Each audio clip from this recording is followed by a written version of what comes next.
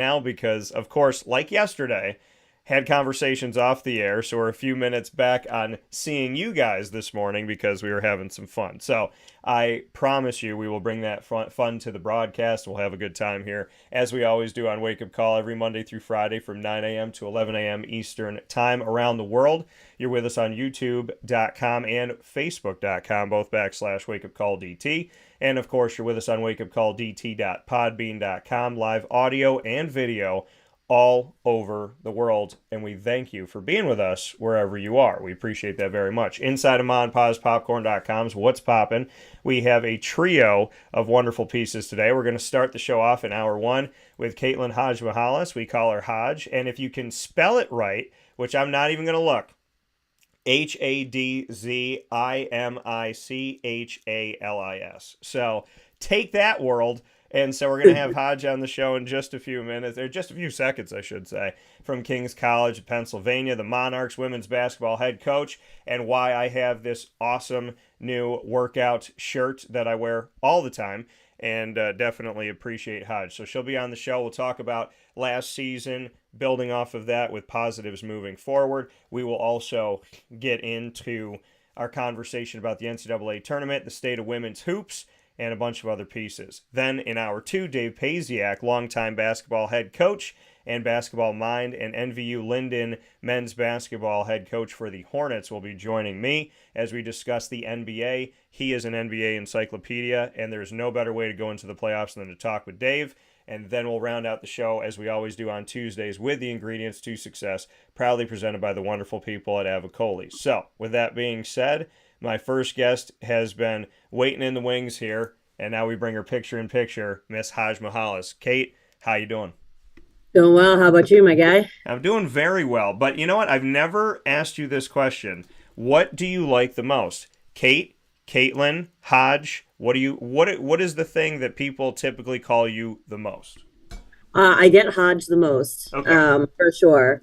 But that's the running joke with like my friends and everything is the how do I introduce myself? Because I can be like, oh, like in a professional setting, I'm meeting like a coach for the first time at the convention or something. Oh, like Caitlin Hadzimichalis. Yeah. With all of my coaching friends, they all know me as Hodge. So it's like, do I say Hodge? Do I have to then go through the awkward explanation? I feel like it's in Wedding Crashers when Vince Vaughn is like, do you go for the hug? Do you go? And that's how I feel every time I introduce myself. The thing that I absolutely enjoy about our friendship and our conversations is that we have the same brain. And I think it's very hard to find people that share your brain because and no joke, and you know this because we've talked a lot, a couple days ago, I tell people all the time, I say, if you've ever watched Vince Vaughn and you like it, then you're probably going to enjoy talking to me because I call it running stream of consciousness. And it's just connecting things, and I did that. I was like, you're sitting there and you're like, am I interested? I'm not really interested. Is she interested? And now I don't feel like I'm interested, but now that she thinks I'm not interested, she's getting interested, so now I'm getting interested. So I understand exactly. And you're like, how do you, because most people call me DT now. And, but I grew up with Dan and Dan the Man. And it's like from kindergarten, people call me that. And then it was D. One of my friends still calls me D. He's the only friend that calls me D. I call him J, he calls me D, and that's it. And then DT, I mean, it's Wake Up Call DT on everything. So I started using it. And I'd say it all the time. I'm like, if clients are wondering if their promotions are working, when I transformed my name on everything to DT, within a year, everybody was like DT, DT, DT, and now that's all I get. So like, yeah. I'm with you on. It's my last name is not Hadzimichalis, but people spell Tortora wrong incredibly. So I feel like you and I have just made it easier for dumb people to speak our language. Yeah, well, and then I get the added part, like, all right, DT is spelled DT, but then Hadzimichalis, how do you, like, so now if I'm going to send an email, yeah, do I go, like, phonetically, like, HODGE, which I've done, like, my whole life, because that's what people would do, because they look at my last name and it's a mess. Yeah. But then I have other people who just write HADZ, and they're also right, so I never know, so I usually don't sign Hodge on things. I just send the formal tagline on the emails and let people do their preference because I don't care. As long as you got Hodge down, spell it however you want. I feel like you should end your emails. God bless. You know who this is. You already know. I was told by a friend a long time ago. She said, I can't say exactly because it's a family show, but she said, you need to get into the habit of walking up to people and saying, you know who I am. And I was like, yeah, I like it. So, it's not a bad thing. So I have to ask you this, though, because we have discussed cereals before. And for those of you that are like, you guys are going to talk hoops, yes, but we preface it with cereal. And I can promise you no other basketball conversation will ever preface this way. I have two cereals that have taken the lead in my life. One of them has found his way back into my life. And so I would love for you to tell me what cereal of choice are you rocking with, and then I'll tell you my two. Recently, I've been on a cinnamon life kick. Okay. Because it just, sometimes when you want something cold, you get that cinnamon, but you don't want the full-on cinnamon toast crunch. Yeah. Cinnamon life, that's what I've been rocking with the last couple of weeks. Okay. So, again, you're going to laugh. I'm on the cinnamon kick. Cinnamon Toast Crunch, though. So, I'm back to the Cinnamon Toast Crunch. I love it. But Frosted Flakes have become I will go to a game, make myself a baggie of it, and at the game, I'll open it up, and I'll just be typing, eating my Frosted Flakes. So, Frosted Flakes and Cinnamon Toast Crunch have taken center stage in my life. But Cinnamon Toast Crunch, we had a little time apart. And you know what? Absence made the heart grow fonder. It did work. There's nothing like you get back to it. But I did see that Frosted Flakes are coming out with new flavors. How do you feel? Because I've seen them and I'm unsure if I'm going to go down that route. Okay, so I think there's a strawberry one. It was something like strawberry milkshake and then some cinnamon toast crunch kind of thing, I think. So I don't know if I told you this. I think I told you that I believe that God does things, and people are like, yeah, okay, does it just for you, Dan? And I'm like, listen, I don't know how he knows my brain, but I walked into Target one day, and they said, here's the new Frosted Flakes Lucky Charms, and I looked up to God, and I went, how did you know? So I did try those, and those are a little bit like, it's a lot of sugar. Like, damn. So I don't know how safe those are, because even for me who loves sugar, I don't know how I felt about it, but I will say the strawberry milkshake, I've walked by it a lot, Hodge, and I feel like it'll affect my relationship with Frosted Flakes. And we can't have that. No, I don't. I feel like you don't mess with a good thing. You know what I mean? And I feel like some of these, but I will say this. I haven't tried them yet, but I have Fruity Pebble eggs, like Easter eggs that are supposed to taste like Fruity Pebbles, and it has Fruity Pebbles in it. So I'm gonna go with that. Do you have an Easter candy that you go for? Does like mom buy you a certain candy for Easter or something like that? So I think that the Reese's egg is the most perfect Reese's in existence. And if you like any other Reese's better than a Reese's egg, I question your judgment skills because the ratio is everything I want it to be and more. I concur, and I bought them. I got them for my dad. You know what? I feel like people don't believe this. I think they think it's staged. You and I don't have these conversations until we're live. This is off the fly.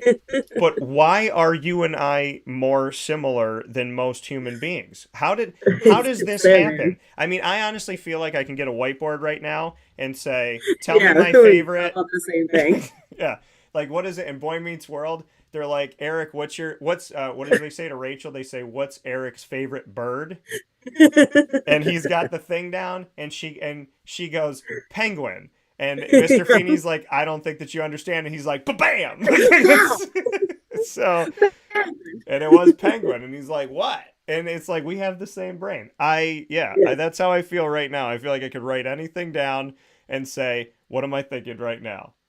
The fact that you went with the Boy Meets World reference proves it, because that's like my favorite show growing up. That's the one I can throw on and watch 1,000 times. It's my favorite. Yeah, and it's one of the shows that they haven't stricken from television, so thank you. I also own every season, so in case the world deletes it, I have it on tape.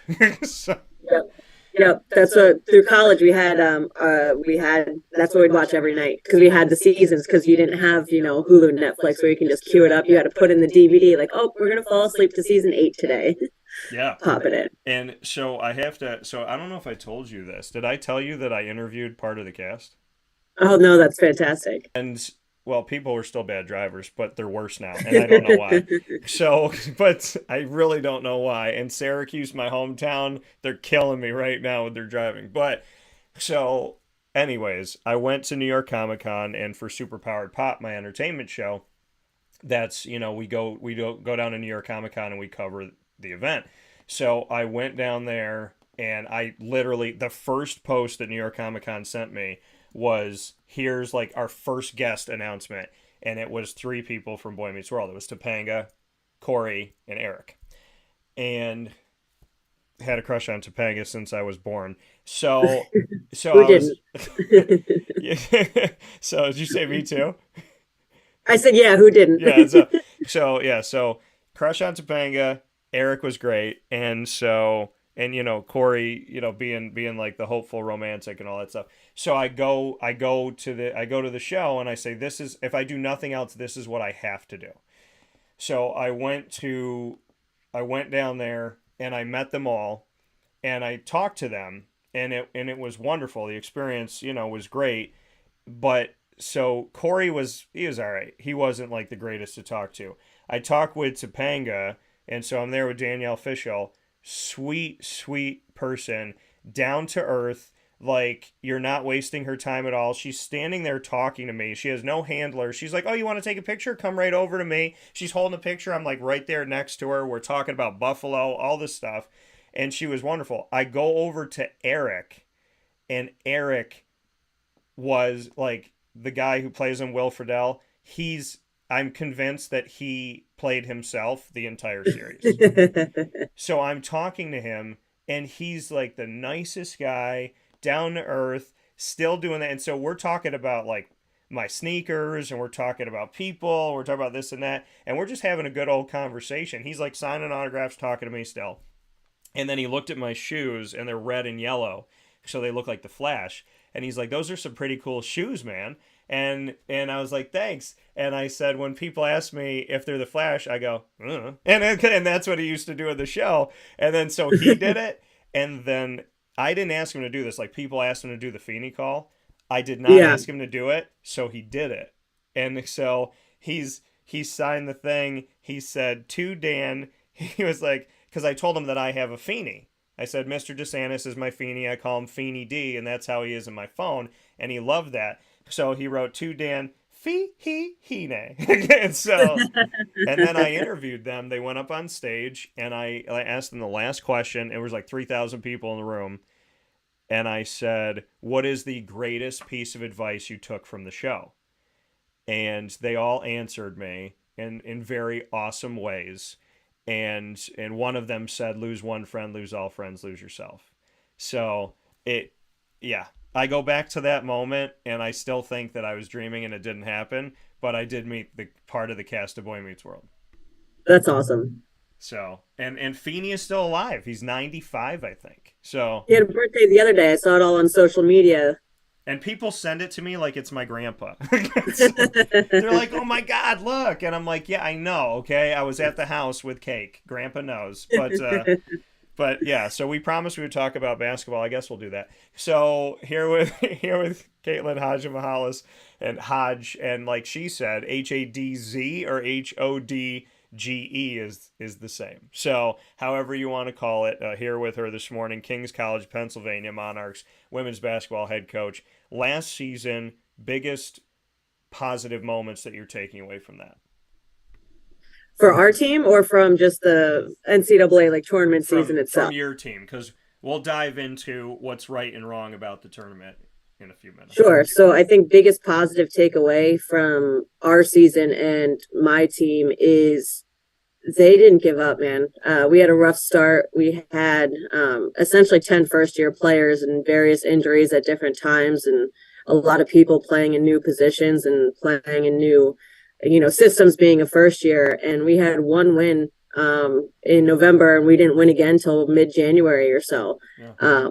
and they could have packed it in. They could have given up. They could have said, "Hey, you don't know what you're doing. We don't want to do it. We're not going to win." And we fought, and they kept showing up every day, wanting to learn. And I think the foundation that we were able to build, even though it took longer than we had hoped or thought it was going to, but we still got there. We just missed playoffs by essentially 5 points. So I think the biggest positive takeaway is they didn't give up, and they kept coming up every day, ready to work, ready to learn, ready to figure it out. And when one didn't work, came back, tried another way. All right, that didn't work. Let's try something else.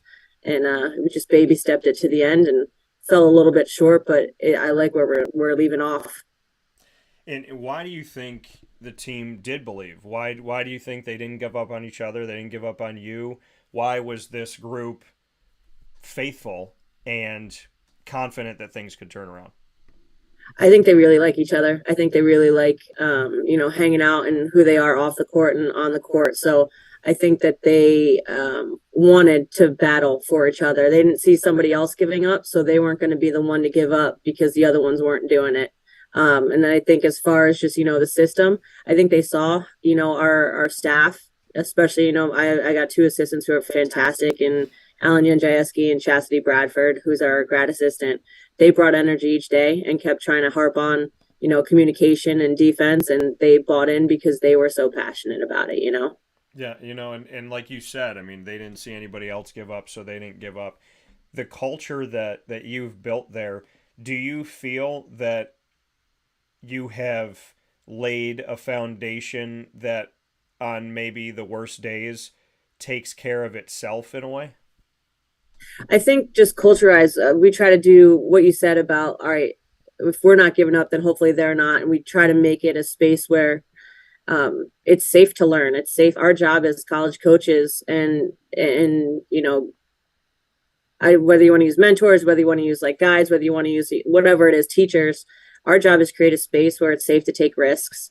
And with basketball and just being college age students, I think we create that environment where they know that if they screw up, I'm not going to demean them and scream at them. It's going to be like, well, what did you see? And yeah, I'm still going to be passionate. I'm still going to get fired up on certain things that maybe we've talked about a billion times, like turnovers. We talked about turnovers so much this year, but we were able to flip it from, all right, I can't just be, well, don't turn it over. It's like, all right, let's work on getting dead ball turnovers as opposed to live ball turnovers, so we're not starting other teams' transitions. But I think we've created a spot where they can feel safe to make mistakes, and maybe now we've got to speed it up so we don't make the same mistake as many times. But when you have that many young players, this is their first time in college, and you throw in the pandemic factor, like they are.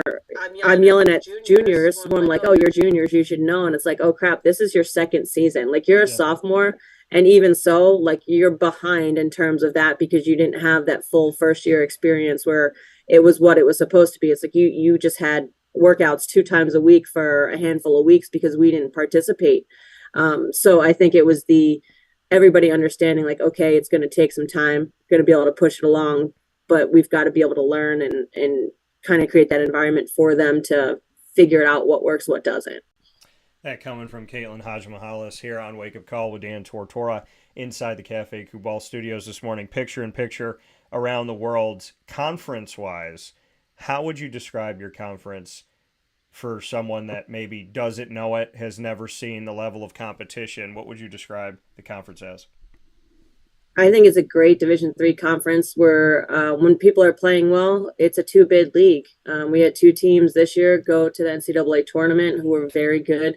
And usually every year, I mean, if you go back to when I was an assistant and here at Kings, we were the team that, lost a championship at home, but we got the at-large bid, and then we made a run to the Sweet 16, and we were this close to getting into an Elite Eight. So I think historically we have, a great conference, and it's holding up now that you got to show up every night, even if somebody's record, like we were that team, people show up to a game and we don't have more than 2 wins, but we can win on a given night because our league, you have to, that's why the way that we coach and we schedule really hard non-conference because we have to get ready for league, because league play, anybody can get after it on a given night. And it's D3 week this week. So you played D3. You're coaching in D3. How would you describe D3? I love everything there is to love about D3. And I think the way that I would describe it is it's that full experience. D3 is what allowed me to play three sports. D3 is what allowed me to have the major that I wanted to have. Um, I think as we get farther into this whole new world of NIL and how things are shifting, I think that Division 3 is going to be, yeah, you can still get NIL opportunities and it's a little bit different, but it's going to be more of that true college feel because now the D1s are getting, I feel like, closer and closer to that professional line and the transfer portal and all that. Like, sure, all of that still plays into it, but for Division 3, you're getting the experience of, we have players who want to go study abroad. Yeah. Well, they're going to go study abroad, and they're doing that in the months of May and June. We just had a player who spent 3 months essentially in Spain because she was able to. So I think Division 3 affords those opportunities that you want to be involved. We have a ton who are involved with campus ministry and community service. We have a bunch who work with our student athlete advisory committee, which works with Morgan's message or spreading different groups and information about mental health on campus through, athletics specifically. So I think Division 3 gives you the ability and the flexibility to be a true college athlete, but also a true college student. Yeah, and I agree. I mean, and I going to Marywood where we both went. I mean, I was the station manager. I was on the radio. I did courtside. The million jobs that entailed for me. Plus I did theater work and I went to school and I did peer ministry. I helped with retreats. Like I look back on it and I'm like, I haven't slept since 2001. So, I mean, and people ask me, I was like, listen, I'm trying to get up on sleep from 20 some odd years ago, but I wouldn't change it. I'm also very happy that there was another dorm room on campus that if you listened at the door was playing Boy Meets World. I thought I was the only one. So that, how did we not know that then? You know what I mean, Hodge? But I'm going to go simple answer. We're both too busy. We weren't sleeping much. I think the only time I saw you was when I was doing courtside and you were... And I think if I saw you anywhere else, it was like, how do you handle, like, if I'm in the cafeteria and Hodge walked by, I'm like, how are we both not working right now? Is she eating? Truly. Am I eating? So, am I missing something on my schedule? Should I be here? Yeah, it was almost like, you're busy. I think I saw you one time walking by, like, the art building, and I went, this is different for us. So, like, this is weird. I don't remember doing a lot of walking. I just remember appearing in buildings and doing things. So, I mean, I remember there was an MU courtside doubleheader, and I also was Tinkerbell's operator for Peter Pan, which meant that I operated the technical laser. So I brought her to life. And did all that stuff with her. It was a hard job to do because I had to shoot it from all the way in the back. So I was technically an actor and also a technician. And so they made the show later that Saturday so that I could do the women's game, the men's game, and then they pushed it an hour. So I finished the doubleheader, throat tired, ran across campus, like had to change my clothes, ran across campus to get upstairs as they're saying, where is Dan Tortora? And I was like, bro, the games, like, I can't control a game time. It doesn't go from 2 to 4. It goes from 2 to 4:07. That's how life works. So, yeah, I still remember that day. It was probably one of your games, too. Had to be. Yeah. I would think so. Yeah, I feel like it was one of your games. But I never asked you this. Did you have a favorite teammate, like a teammate that pushed you the most or made you laugh the most? Like, was there somebody on the team that was a game changer? I think when... It's tough because I had like 3 different people pop into my head because there was 3 different teams, that popped into each, season. So I think with field hockey, Carrie Glenn, she was a class below me. She was a defender. She was just the toughest person like I've ever met. And she just would constantly push physically and just as a teammate was a just fantastic teammate in terms of accountability, in terms of having fun, hanging out, around it. Basketball wise, It was interesting because basketball, I was like the only senior, um, basically through most of my career. So it was a lot of just taking in different, like, young players hanging out. I loved Erin Furlong. She, again, was a year below me. And she was just the best teammate. She didn't get a ton of playing time, but she was the one at practice, and she had, everything physically going wrong. Like, she had different compartment syndrome and type 1 diabetic, and she always was just out there cheering on her teammates, going as hard as she can until her body gave out. So you see that and you're like, well, I'm not going to dog it. Erin's pushing through. Yeah. Um, and then softball wise, I mean, my one of my roommates, Erica Cook, she now Erica Larrabee, she's married. But she was a legit all American, and she was 5 foot nothing, and she had a career batting average of over 400 and like 30. And she, same thing, you look at her, not much to look at, and you're just like, wow, you were like the picture of consistency. Never had a bad day, was always a great teammate, always a great leader, and just literally the picture of consistency and just a ray of sunshine. Like, we called her E Money, like E Money. Love that. Yeah. No, I mean I mean, you played, like you said, you played three sports. Did you have a favorite? I think it depends. If you're talking about favorite in terms of like playing, zoning out, and being good at it, like I was really good at field hockey. Like I could just kind of just do it and not think it. Softball was like a chill sport because, again, I didn't have to think. I played baseball growing up, and you just go and you have the sunshine component. You're outside, and it's just like a nice chill vibe. And then basketball was probably my worst sport, but it was one that I always had to think mentally. I was always beating myself up on it. So it had like the, I don't know, like the white whale kind of idea. Like, all right, I want to get good at this. I want to figure that out. So I always liked it from the mental gameplay, because there's so much in the coaching side of different styles, where like styles make fights, right? So you have different styles of how to play, Yeah. how to defend. That's always been my favorite from the tactical side of it. Like I coached high school field hockey. I never wanted to learn past what I knew. Yeah. Like stylistically. Then when I started coaching in high school, like the game was evolving, and I just didn't care to evolve with it.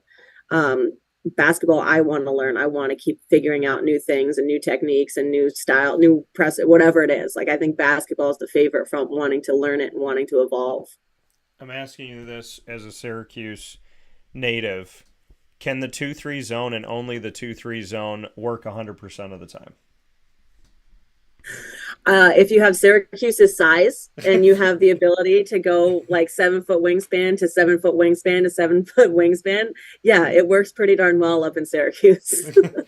Yeah, I mean, I always said you have to have, I mean, you got to have people open, they got to open up. I mean, you can't, I'm 5'8", and you put me on a court and I made myself 7'4". Like, that's just how I was, because my arms were everywhere. My arms were up, my arms were out, and I would yell at my teammates.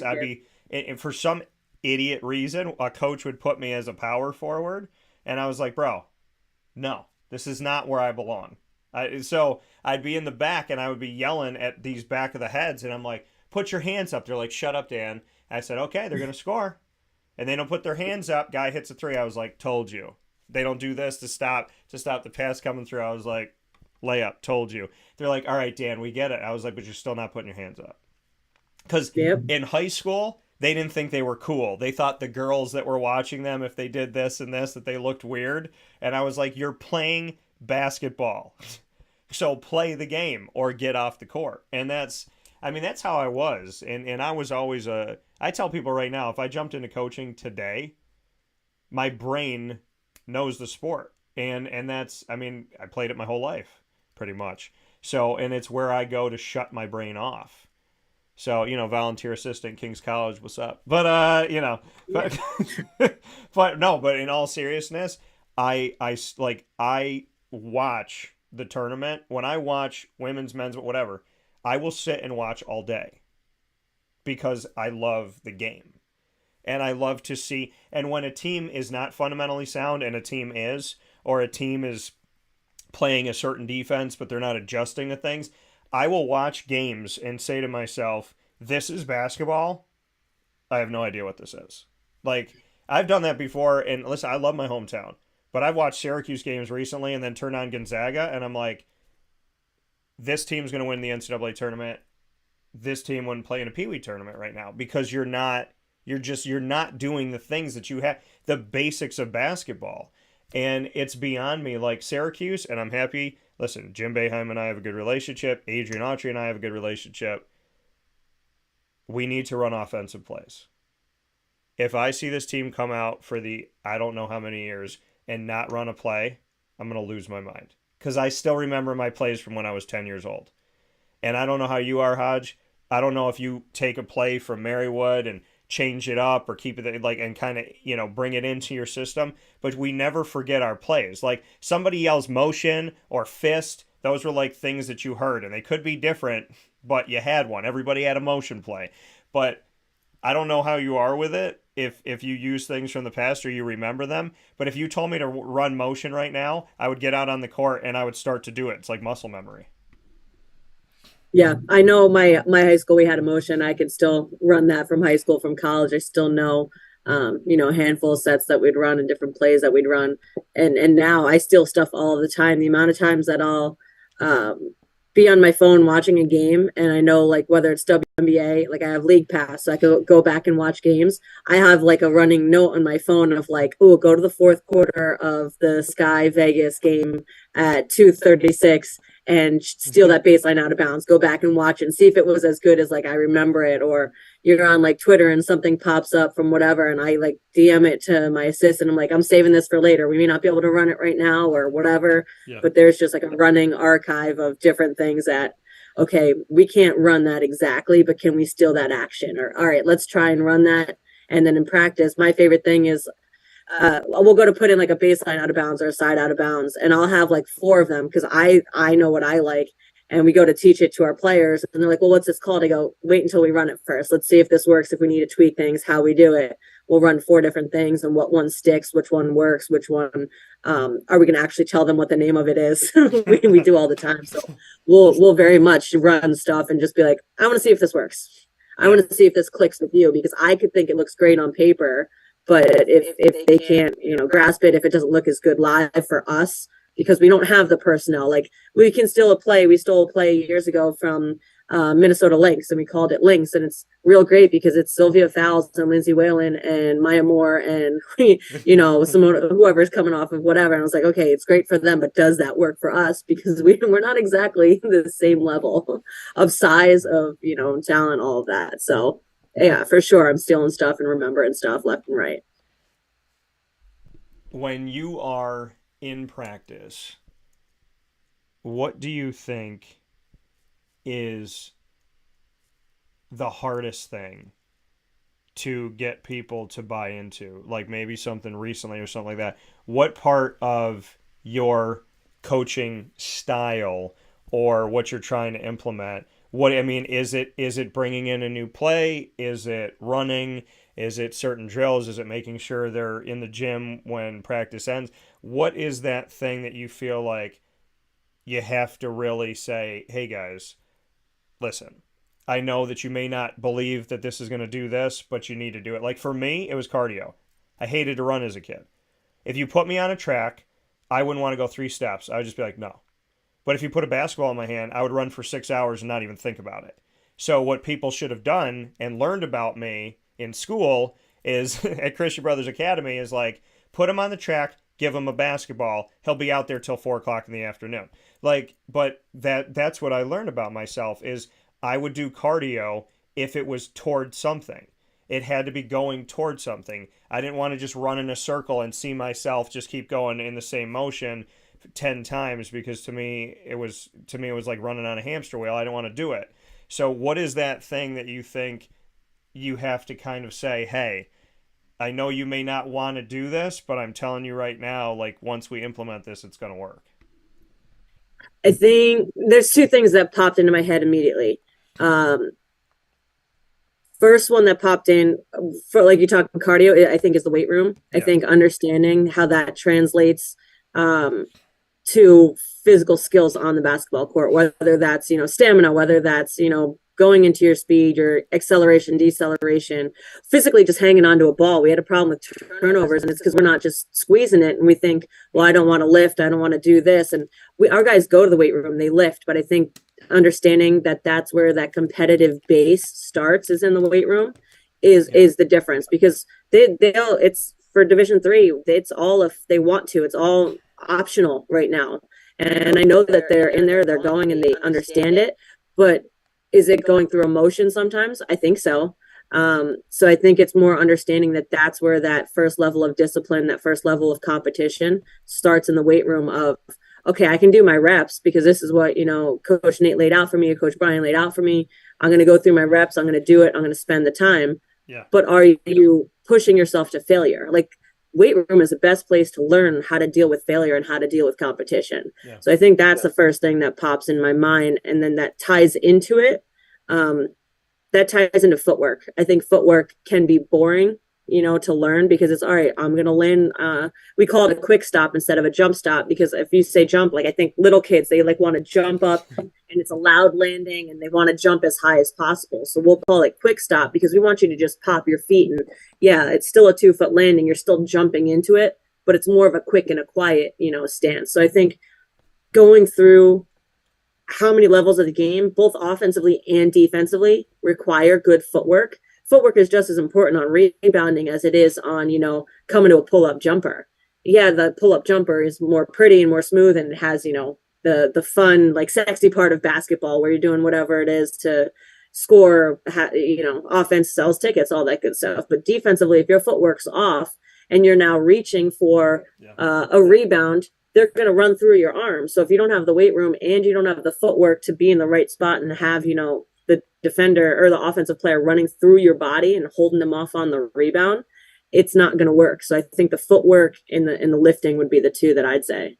Yeah, no, and I love that because, and I also love the idea of saying like this basketball is your best friend, and just like literally having them hold the basketball, and you go, and you're going around campus, and they're in the dining hall. That basketball needs to be in their left hand while they're sitting there, having some food and this and that. And do you sleep with the basketball? And I honestly think people might laugh at that stuff, but I think if you teach them, well, you talk about holding on to the basketball, not committing turnovers.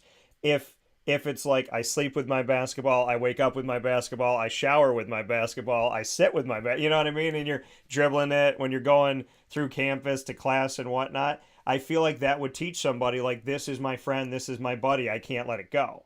And something as simple as that might sound weird to someone, I feel like if I was a coach, I would be like, you either take it everywhere you go, or I'm going to duct tape it to your hand. So like you need to know that this, treat this like this is your family and someone is trying to take them. You need to hold it. Pretend that you're Liam Neeson, okay? And I do agree with Ryan Reynolds in the Deadpool movie where he wakes up and she's like, "What's wrong, babe?" And he's like, "Just having bad dreams." It's like taking 1, taking 2, taking 3. At what point do we just admit that Liam Neeson's a bad father? Right. Yeah, I mean, I like that, and I feel like it's something very interesting to do. Just be like, hey, take the ball everywhere you go. I want you to have that ball with you, and then I feel like the student athletes would have fun with it. They'd be on vacation and they'd be like, "Coach, look," and the basketball's in the seat next to them, or it's on the beach with them. So I think that it teaches you subconsciously to protect it. Yeah. And I feel like you got to be unique and you got to make it fun because, like I said, running to me wasn't fun, but you give me a basketball, and I remember one day we played 6 hours straight, and I couldn't breathe. I legitimately, my body was like, because it was hot outside. I had not done cardio up to it. I hadn't played in a few months, and my buddy and I played pickup. We went to this is one of the worst decisions I've ever made in my life, and I've dated a lot of crazy people. So but this is one of the worst decisions I've ever made. I went to a Chinese buffet after I played basketball for 6 hours. James and I ate, and we've been friends since birth. We ate a couple bites, and we were leaned back in the booth. I looked at him, and he goes, "Why did I let you talk me into this?" I go, I'm terrified of what's going to happen now. So like, so I do know that. Do you have a favorite? We're going to jump into the NCAA tournament in a second here. Do you have a favorite basketball moment? Be it something that you've done as a player, as a coach, or a moment that you've seen. I know I'm opening this question so big, it's hard to not say the Final Four and the national championship for this year's NCAA tournament. But do you have a favorite moment? Just all of basketball in general, or Yeah. like my career? I mean, you could say your career and then basketball in general. Yeah, I think um, basketball in general, I have weird moments. Like, I remember the one that I'm going to say is I remember sitting in my basement at my mom's house, like our TV room, just watching random games and being from like North Jersey, like you get a lot of the UConn games would be on SNTV, so you're able, or SNY, whatever it is, or MSG, you'd get replays in different games. And I remember just watching Diana Taurasi throwing the most ridiculous pass I've ever seen in my entire life, and just being like in my basement. And then this pass happens, and my younger brother's like on the computer, not paying attention. I just remember being like, "What the just happened?" And like standing up because Yeah. she had flashed up to an elbow, and instead of like catching the pass and then throwing it wherever, all she did was just redirect it by tapping it over her shoulder to somebody who was cutting on the baseline. And I remember just thinking like the insane awareness to be able to make that pass, the Yeah. athleticism to be able to make that pass, and the trust to be able in the system that her teammate, like she knows that she can just tip it without even looking. Like that was the first time understanding like, oh, if offense clicks the way like you get that, I like as a player, you know that feeling when you have that connection with someone, and to see it at that level at whatever game that was, like that moment always stands out in my brain of like, all right, when did you fall like truly in love with that? Like watching that was incredible.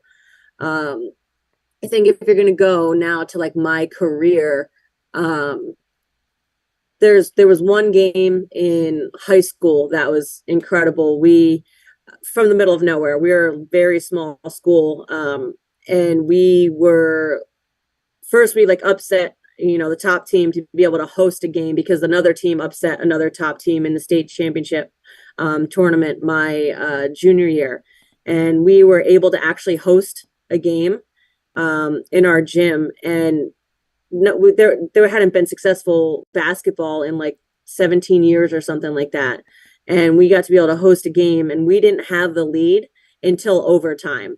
And it was one of those that when we finally got the lead, one of my teammates was on the free throw line, and our gym, they never brought out like both sides of full bleachers. Yeah. But for that game, they had brought it open. They had packed the whole gym. We had an amazing student section. The whole season we had it. But then it was oh, we made this upset. So the whole gym is packed. And I remember it just being silent, and we didn't have a lead. And slowly everybody just started standing up. And it's one of those towns where the old guy that you get the morning paper, he knows. I go back to town now and he can be like, oh, I remember your stats from like your senior year. It's like those guys who just know everything about every single player's career. And you go back in that game, just the feeling of an entire gym being silent, and then you get at home, we were down 20 plus, I think, and then we were down 10 with 2.5 to go, and we ended up coming back and winning. And one of our players still holds the NCAA tournament record. She's tied. I thought it was actually going to go down this past tournament because we had a player, Celia Reda, hit 9 threes in a game. Yeah. In a tournament, and she's tied with like Kia Nurse and like all these like legitimate big time names that people know. And we're like, well, King's College is in there. Celia, she hit 9 in a game, and we came back and we won and went to the Sweet 16. Like that was just an incredible feeling. Yeah, I mean, and awesome. I mean, those are awesome memories, and I feel like there's more. You know what I mean? You've Oh, had a sure. really awesome career in coaching that has just begun, and you've had an awesome career in playing the sport as well, which I appreciate. Caitlin Hadzimichalis here with me, Kings College Monarchs women's basketball head coach. Before I let you go, we did start to talk about the tournament, likes and dislikes about the women's basketball tournament. I have my thoughts. I'm not going to load the question, but I've said it for the last few weeks. I wanted to get your thoughts. Sure. I think obviously my biggest sticking point in this whole tournament is it's incredible basketball, right? Everybody is finally getting on the women's basketball train who hasn't been on it, and they're realizing how incredible these players are, how engaging they are as people, all of the good things that they're doing on and off the court.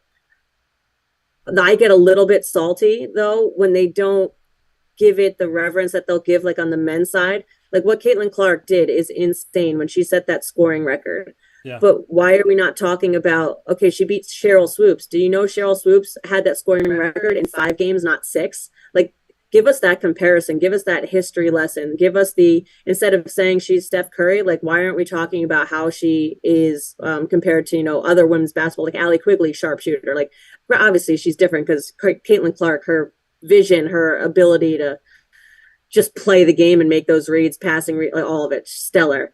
But like, if you like Caitlin Clark, you would have loved Diana Taurasi because she talked as much crap on air as anybody else did. Yeah. But it's not that the basketball is all of a sudden better. It's the basketball is now getting the media attention that it should have. It was put on ABC. It was put on ESPN. It was put on. I know that your big gripe is prime time. Like, what time should these games be being played? All right, cool. But you would have.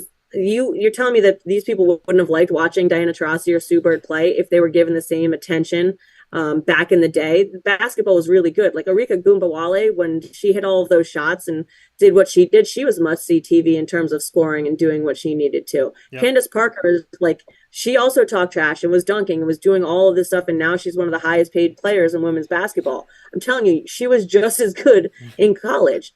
Now, like people who are just watching for the first time saying, well, women's basketball is better now. Yes, it is elevated. There are more characters, but there's more access to it. So just because you're watching it for the first time doesn't make it better. It makes it more accessible. So that's been like my biggest gripe of, I don't want to turn away people. Like, come on, there's room on the bandwagon. Everybody come watch. I'm not going to be mad at you, but also understand like basketball isn't all of a sudden better just because you started watching it. One of the best quotes I've ever heard is what you just said. Basketball isn't better now just because you started watching it. My feeling during the championship game, and I wrote it, I put it out publicly, was stop calling this good women's basketball. It's great basketball. It's great basketball. It's literally great basketball. The championship was better than the men's championship. It was more competitive. And I mean, you know this because you lived it with me from your viewfinder, but I tell people this all the time, and what you just said, it's not good now because you started watching it. People that have started covering women's basketball because society told, not even women's basketball, women's sports, because society told you, because it's politically correct, because you don't want to get canceled. I tell people, go back and look at my history. In 2003, when I started my broadcasting career, I was doing women's basketball games. I said, I am not doing the men's game and not the women's game. I'm doing both or neither, because I'm not going to walk into this gym and set up during the women's game so they can see that I don't care about them, but I'm here to set up the men's game. I went back to Marywood a few years ago, and it was like 10 minutes before the game. I go, what are y'all doing? And they said, what are you talking about? I said, the women are warming up. Like, where are the cameras and everything? They're like, yeah, we only do some women's games. People don't really like to watch them. And I was like, I built this. I honestly was going to go to the score. I was going to go to the scorer's table, sit down and go, give me a microphone. I don't know any of these players. I'll figure it out.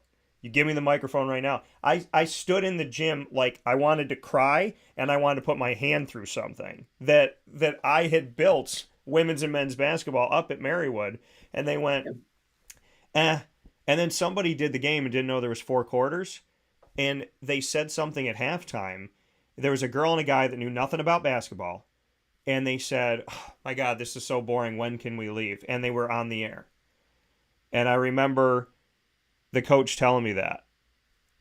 And I remember sitting there saying to myself, I will drive down 2 hours to Marywood to do these games because I can't deal with this.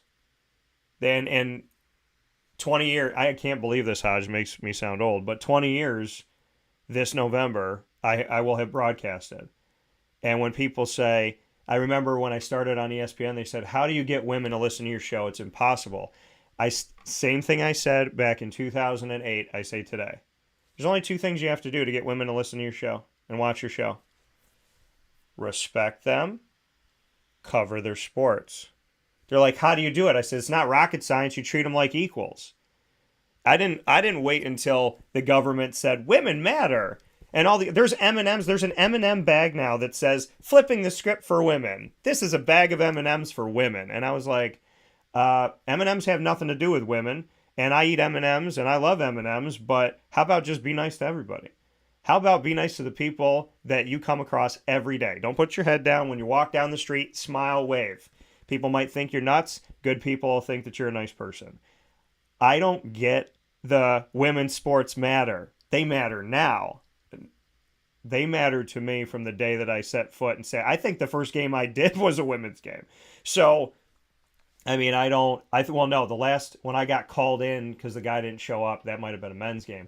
But when we started doing the games, I said, we're not picking and choosing. And at Marywood, they're double headers.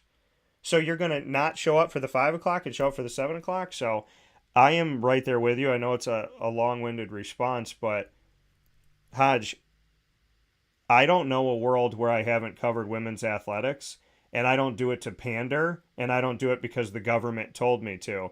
I do it because I would have never met you or any of the incredible people that I have in my life, and I have been adamant that in order for the four-letter network to make it right, what they need to do for the World Series that is played in November is when women's basketball is just starting off and they're 3 games in, they need to put a World Series game at noon Eastern time, and they need to put Game 3 of the Iowa Hawkeyes on at 8 o'clock in order to make it right. Because I love the championship, and 19,000 plus in any of those arenas is a sellout, and I know that because I've been to those games. So you sell out, you got millions of viewers. The game was played at 12:30 on the West Coast. People were at church and eating brunch. I have a massive issue with the fact that you had to put a Texas Rangers game on that will not matter at the end of the season instead of the women's basketball championship. It should have been 8 o'clock. I don't care what anybody says. I'll fight them on it. That was one of the best basketball games I have ever seen in my life. And I would go one step farther. I think I like the Final Four more than I like the championship game. Yeah, Final Four is a blast. Like it's all of it. Everything, I'm on board. And again, you've always done a great job of, like you said, it's not advocating when you're just doing the right thing, right? Like people say like, oh, you're just, like you said, pandering. No, you made us feel big time in college. Like you made us feel important. And I've been lucky. I've been at places where, you know, the women's team sometimes is better than the guys team, and that's more of the standard. And so, yeah, it's been normal for me. I'm lucky where that's been normal. That doesn't happen most places, but you absolutely, it never felt like anything other than big time because you're coming in, setting up for our games, interviewing us, having us do different, you know, spots for commercials and stuff for you. Like you did a fantastic, and like, we can't thank you enough for that experience. Like you're talking about the Division III experience, that gave us the full experience of what it was to like to be a college athlete. And then now you're going to talk about, you know, the Final Four and the timing. I agree. Like it's the whole chicken and egg. Put it on TV. They're waiting for the numbers for people to watch it to prove that they should put it on. We'll put it on in time where people are expecting to watch prime time sports, and people will watch. There's that graphic that was floating around the internet about everybody who watched the women's tournament, how much it was bigger than every single all-star game for the 4 major sports. It was bigger than how many football games, how many bowl games, how many NHL, NSL or MSL, MLB, different. Put it on. People watch. Yeah. People like good sports. People like athletes. People like, you know, everything that there is to like about sports. It's not gendered. It's sports. Like, yes. Now, do I think that you can go nuance of WNBA versus the NBA? I think WNBA is pure basketball. If you don't like the WNBA, then you don't like basketball. If you like the NBA, you probably like a little more like, you know, dunking, the flash, all of that other stuff. There's still flash in women's basketball, but it is the most fundamental basketball that there is. Those are the 144 most talented basketball players on the planet. Tell me otherwise. Yeah. And then you get this tournament. I had people, you know, guy friends that haven't, you know, followed a lot of women's basketball texting me going, this is so much more engaging. Like the stars are actually stars. This is standing out. This is the best basketball. And it's like, yes, welcome. Like I Yeah. said, bandwagon's open. There's plenty of room. Slide on in. Please stay. Well, and that's But I a, think I'm to your sorry. point too, though, is you've got to have the amount of times that WNBA games are on. They're like, oh, this is Chris Paul. He's at these games, and they're talking about NBA. I'll feel better when we're at the point during like saying, hey, stay tuned. We've got this matchup coming up between Caitlin Clark and Angel Reese, and y'all need to stay around and watch it because here's why it's important. Like start plugging it, truly plugging it during the men's games. Start plugging it where there's actual commercials for the WNBA to drive viewership. The way that the WNBA seems to like give out charity cases for people doing the bare minimum.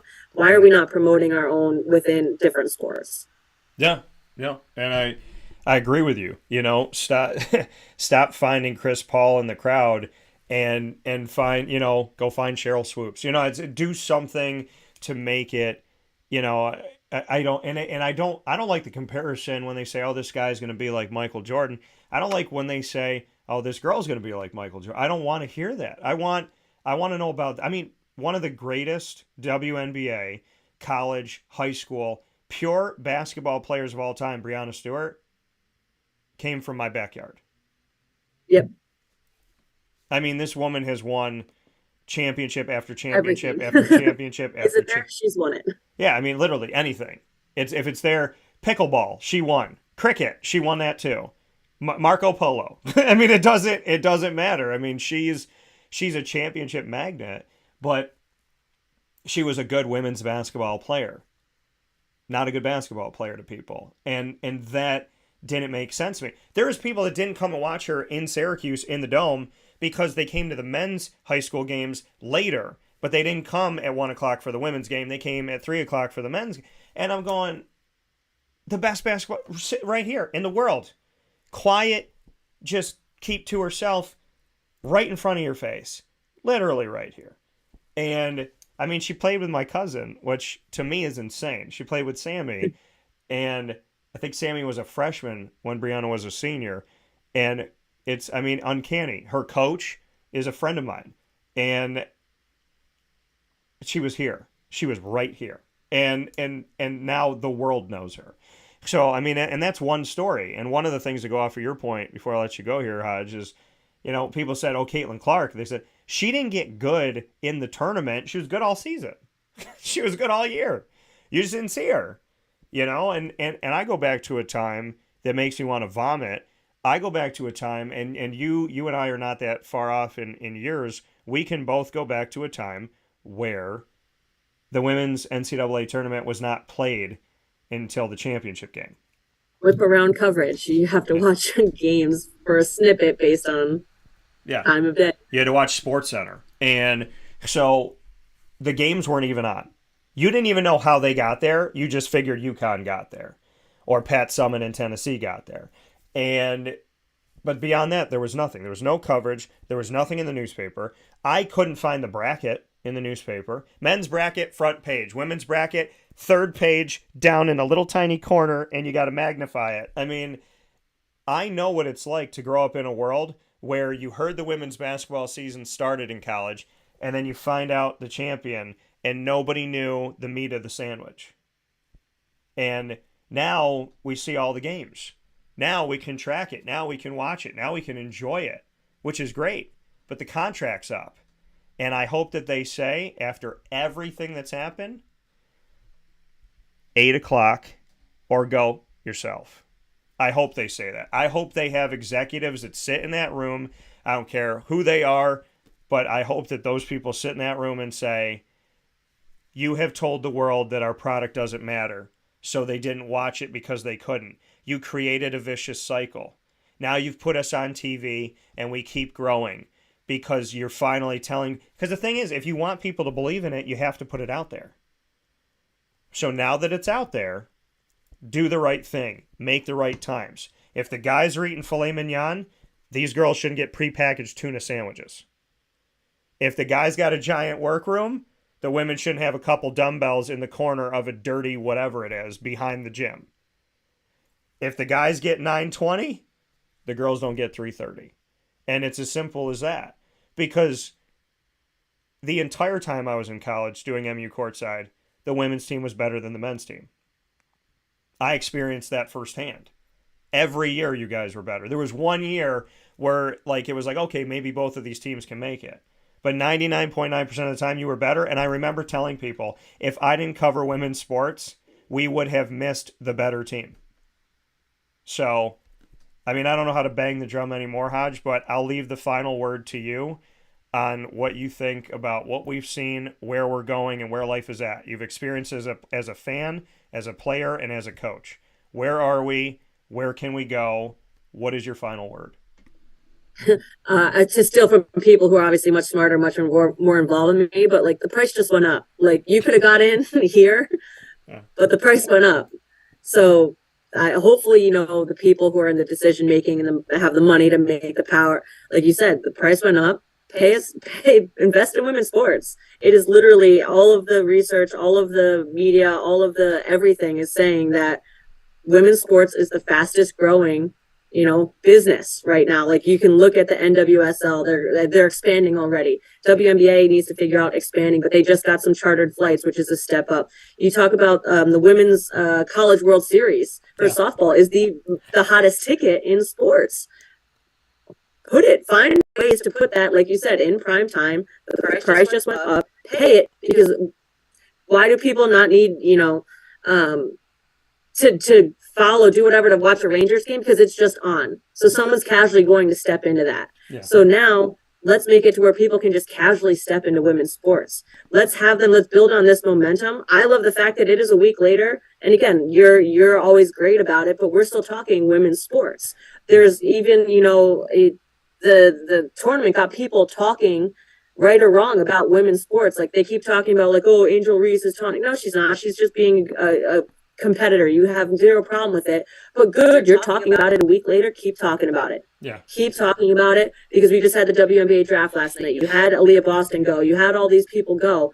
Follow it. Take the momentum and actually run with it, because that's where the steam has died out before. Because you're talking about, go back, what was it, 2013? The 3 to see was Brittany Griner, Skylar Diggins, and Elena Deladon. That's 3 of like the best players in the WNBA still to this day.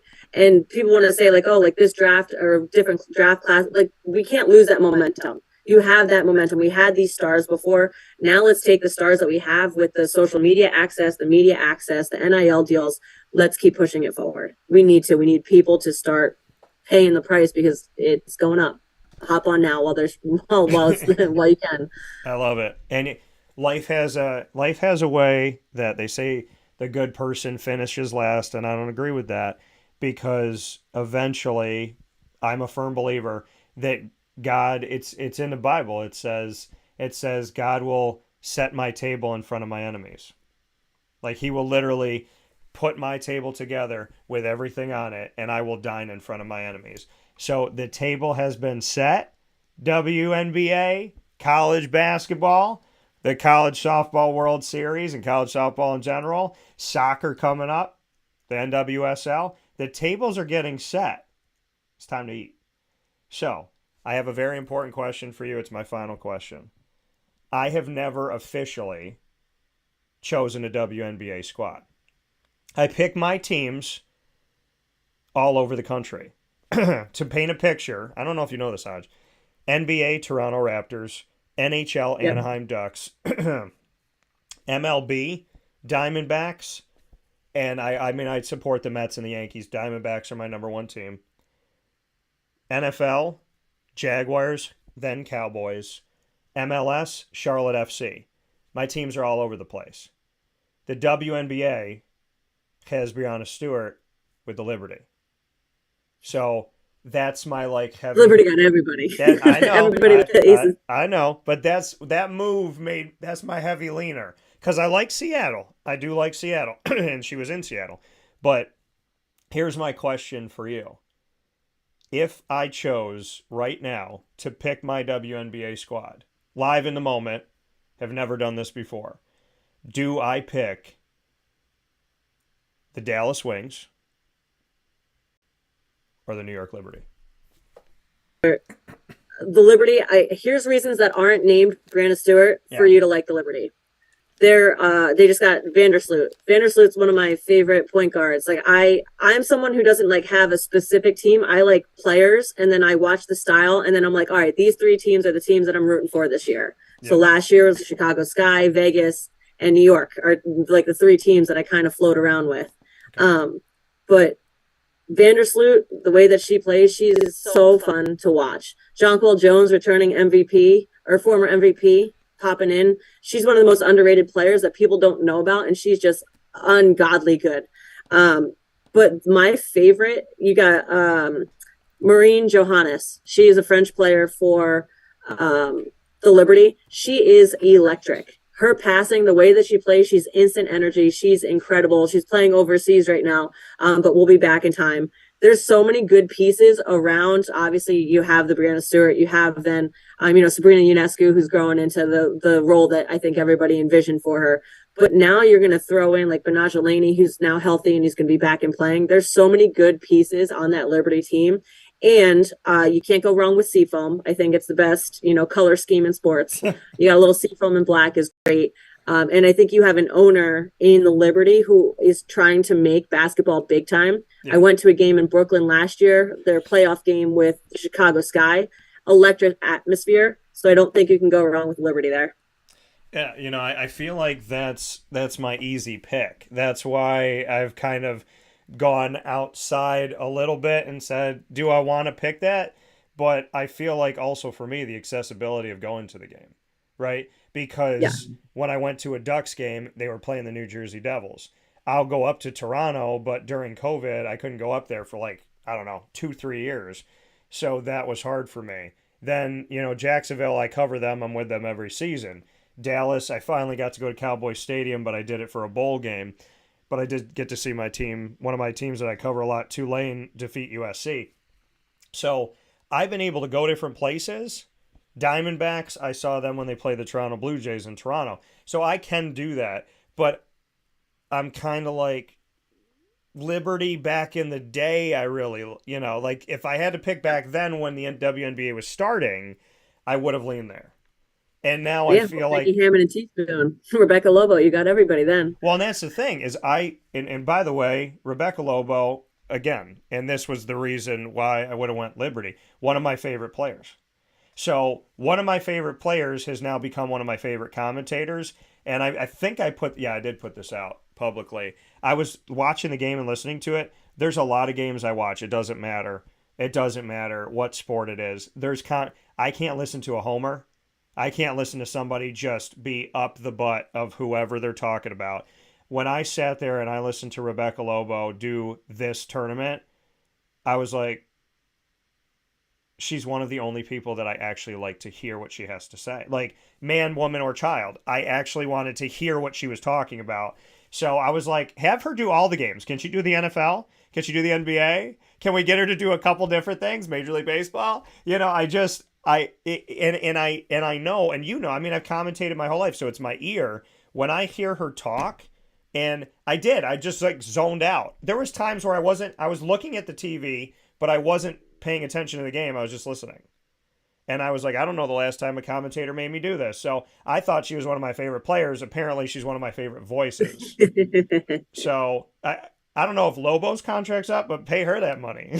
So maybe I need to be her agent and advocate for her in that respect. But whatever I can do to help out. But I don't know if you caught that too, but I was hanging on her words to the point where I felt like I needed to say stuff about it. I was like, when was the last time somebody made me feel like that? Yeah, that's how I feel. I've been on the Andrea Carter train. She's been phenomenal. Okay. And I love me some Monica McNutt. She's been doing a lot of the pregame stuff, a lot of the interviews throughout the day. She'll pop on First Take and talk about WNBA and NBA and Around the Horn. But I've been big on the Monica McNutt train. Well, in Holly Rowe, have you not? Does it look like everybody loves her?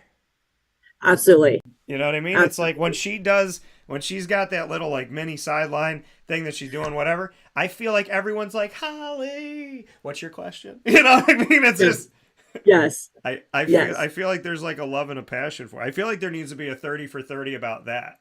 like her relationships with everybody. So I don't know. I mean, the tournament was just, it was different in a great way. It was fun. It was great basketball. And again, it was great basketball, not women's basketball. It was great basketball. And I'm now very upset because now I have to deal with life without basketball. So I don't know what you and I need to work out. We haven't seen each other in a while. Maybe I need to go to a practice because now I'm like a junkie. I'm like Adam Sandler in the movie Hustle. What am I supposed to do?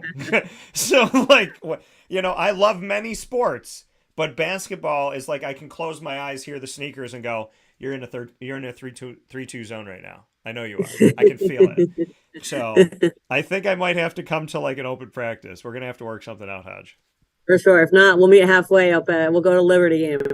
Hey, We'll figure it out. Hey, and you know what? I'm already on record of saying that I will go this season because I said if Breanna Stewart goes to the Liberty, I will be at a game. So I've already made the statement, and I'm a man of my word.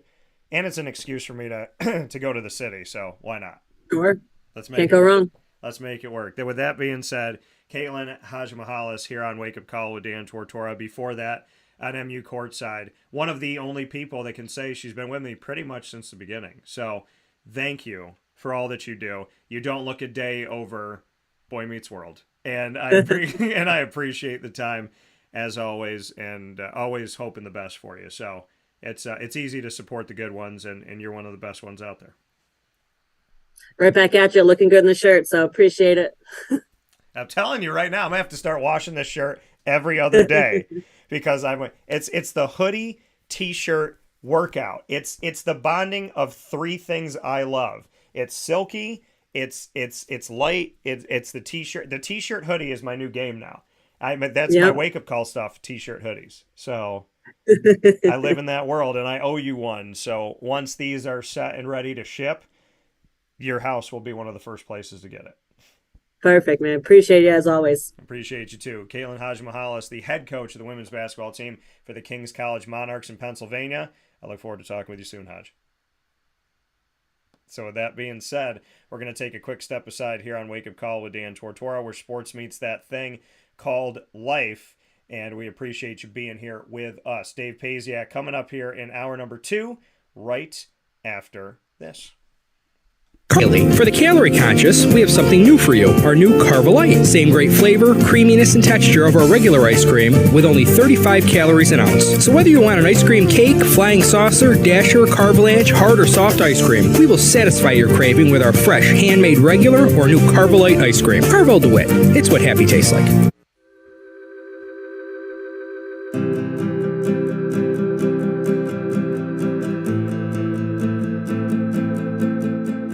Café Cabal offers same-day local delivery of our products, offering no delivery charge for Onondaga County. Shop cafecabal.com for fresh roasted coffee beans, cold brew, travel mugs, and all your essential Café Cabal needs. Café Cabal, coffee for the soul.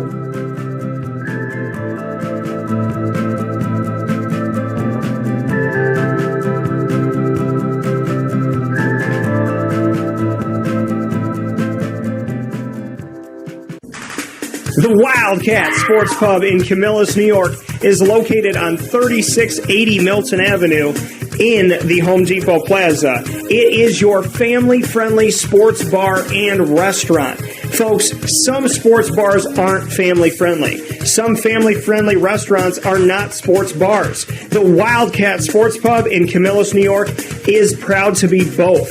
It is that marriage that you've been looking for years. The Wildcat Sports Pub is your home base for your sports bar and restaurant needs, games for the kids, indoor and outdoor activities, and enough things on the menu to come back every single week and get to try something new. They're open Sundays from noon to 8 p.m., Monday through Wednesday, 11 a.m. to 11 p.m., and Thursday through Saturday from 11 a.m. to midnight. For reservations and party information, call 315-487-2222 for the Wildcat family-friendly sports pub and restaurant.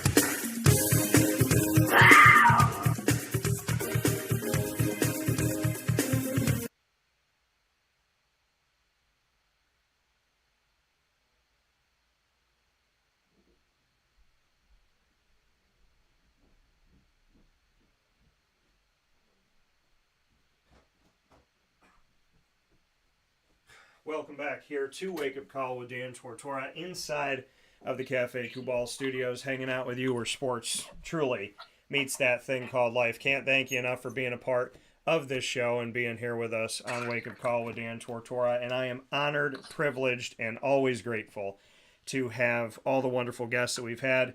Caitlin Hadzimichalis set the bar high in hour number 1.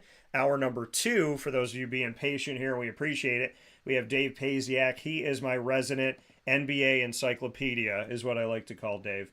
And so we could literally, and we have, talk about any team, anywhere in the country, at any time, and Dave can tell you something about the the ninth person that's sitting there on the... He could probably tell me something about the water boy, really, to be completely honest about it. And I love that. He gets me excited for whoever's in it. My Raptors have a tough road to hoe. They're in the play-in situation, the play-in tournament. They're going to be playing this week to try and move forward against the Chicago Bulls. So I will be watching that game with my eyelids stapled open, hoping that this team can figure something out. But we got a lot of things to get into with Dave. It's always good to have him on the show. The NVU-Lyndon Hornets, a men's basketball head coach. He has spent many years as a coach, fantastic as an analyst, and his mind is one of the ones that I go to every single year. And this is, ripping the Band-Aid off type of thing, because Dave coming on today, you're going to have to get used to his voice, because all throughout the NBA playoffs, if Dave will have me, he'll be here on Wake Up Call with Dan Tortora as he's been before. So with that being said, I welcome in my good friend Dave Pasiak. Sir, how are you? I'm great, Dan. It's been a little bit, but getting excited for the playoffs starting up and coming off a great NCAA tournament. So, really good time to be a basketball fan. And I'm going to go to that for a second here, because I want to get your thoughts being a college coach. And I know that, divisions are different when it comes to NIL and this, that, and the third. But I would love to get your thoughts on how this tournament went and the teams that made it to the end, and also NIL and the transfer portal, what you think that's done to parity in basketball. Boy, we could spend the whole show talking about that. Oh, I know. First, this tournament, I think, we've talked about this in the past. Like, the NCAA tournament, it's an awesome event, but it's a unique event on the sports landscape in this sense. Like, NBA playoffs are starting up, Stanley Cup playoffs are starting up. You look at Major League Baseball, the NFL, whatever thing. Those playoffs, build to a climax with the champion, NBA Finals, Stanley Cup Finals, Super Bowl, whatever. And I think the excitement and the interest and everything grows as you progress through. The NCAA tournament, you can make the argument that it's at its best in the first round, like the first couple of days when you have all the upsets and strange things going on and unexpected happenings and great performances and all that. So, you can make the argument that the NCAA tournament might be at its best at the beginning. And I think that's why, the powers that be in the media and CBS, TNT, and the NCAA itself and everything, I think they like the unknown and the upsets and the interesting matchups early. But when it comes time for the Final Four, they really want to see the blue bloods of the sport, the Kentuckys, the Carolinas, the Dukes, so forth, so on. And I think this year, you had UConn, who's a traditional power, but I think probably has never gotten its just due as being one of the elite basketball schools in the country. Yeah. And then you had three schools that really you're not used to seeing there. Miami has always been a football school, and then of course Florida Atlantic and San Diego State. And I think it probably accounts for some of the reason why the TV ratings took a little bit of a hit. In terms of the games itself, I thought San Diego State, Florida Atlantic, exciting game, goes down, game-winning shot at the buzzer and everything. I think it probably damaged the championship game in this sense. I think Florida Atlantic probably was better equipped to match up with UConn, especially from an offensive standpoint, because San Diego State is a little bit of a they're a little bit of a throwback team in that they play with two posts sometimes, and they're not. They kind of don't play to the three and the analytics the way a lot of college basketball teams do, and they're built around like grinded out defense and all that. And it just, when UConn got ahead of them, it just felt like they couldn't score enough to come back in that game. But as usual, the tournament gave us great moments all the way through, and fun to watch, fun to follow. Everybody's bracket went in the toilet after about 2 rounds, so. Yeah. I think that on the one hand, it's kind of neat to see different teams. I'm a fan of I love seeing like a team like Florida Atlantic make it to the Final Four. But on the other hand, I think for the very casual fan or the people that only pay attention because of the brackets, maybe lost a little bit of interest a little earlier than usual. Yeah, and I was proud because the way that this tournament went, when we went to the Sweet 16 round, I still had 75% of my Final Four alive.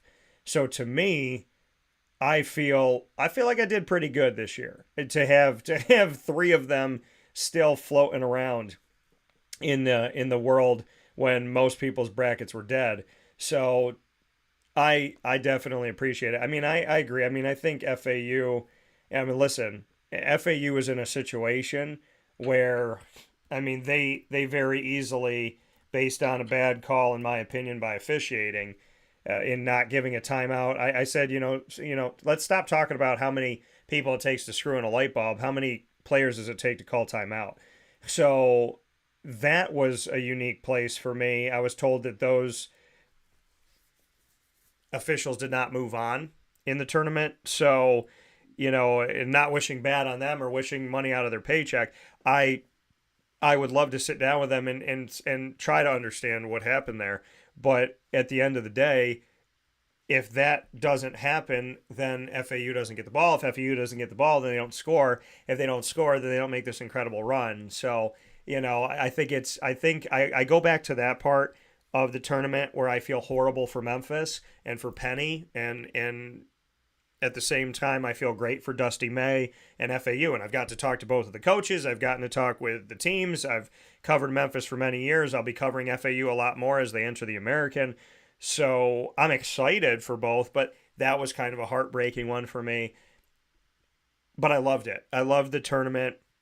I don't know if you saw it, Dave, but I had a really cool story with my dad.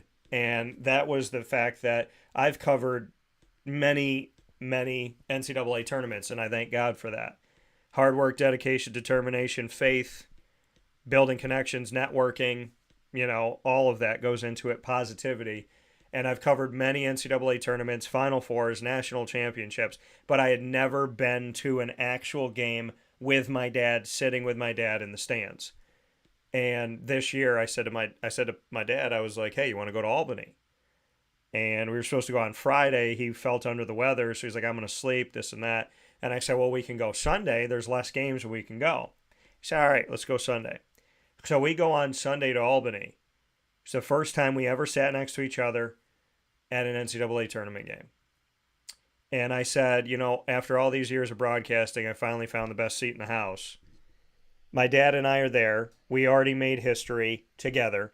We have a special father-son moment, a special time in our lives together, and we just so happened to see 50% of the Final Four because Miami and UConn advanced out of Albany. And so as that was happening, and it was close to happening, I called my dad and I said, UConn did it. If Miami does it, the first time that you and I have ever been to a game together is going to account for 50% of the nation. And so to me, that was one of the coolest parts of the tournament personally for me. That's a great story. Great experience. I'm glad you had the opportunity to kind of experience that with your dad, because the environment at the tournament is usually awesome. So. And I also realized, Dave, that growing up in Syracuse, no matter how many years go by, when UConn fans surround you and they start getting rowdy, everything in your body feels uncomfortable. And so, I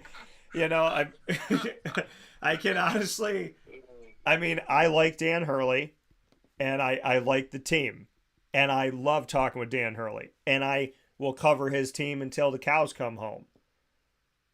That's different than when UConn fans are sitting around you and cheering and screaming. I looked at my dad and I go, is it me? Or are you offended that in upstate New York there's this many UConn fans? So, I mean, it's because they creep in, they find their way. But I got nothing wrong with UConn, but I have been noted as saying this. There was a girl that I brought on a few dates, Dave, and she went to UConn, and I told her, and I think she thought I was kidding.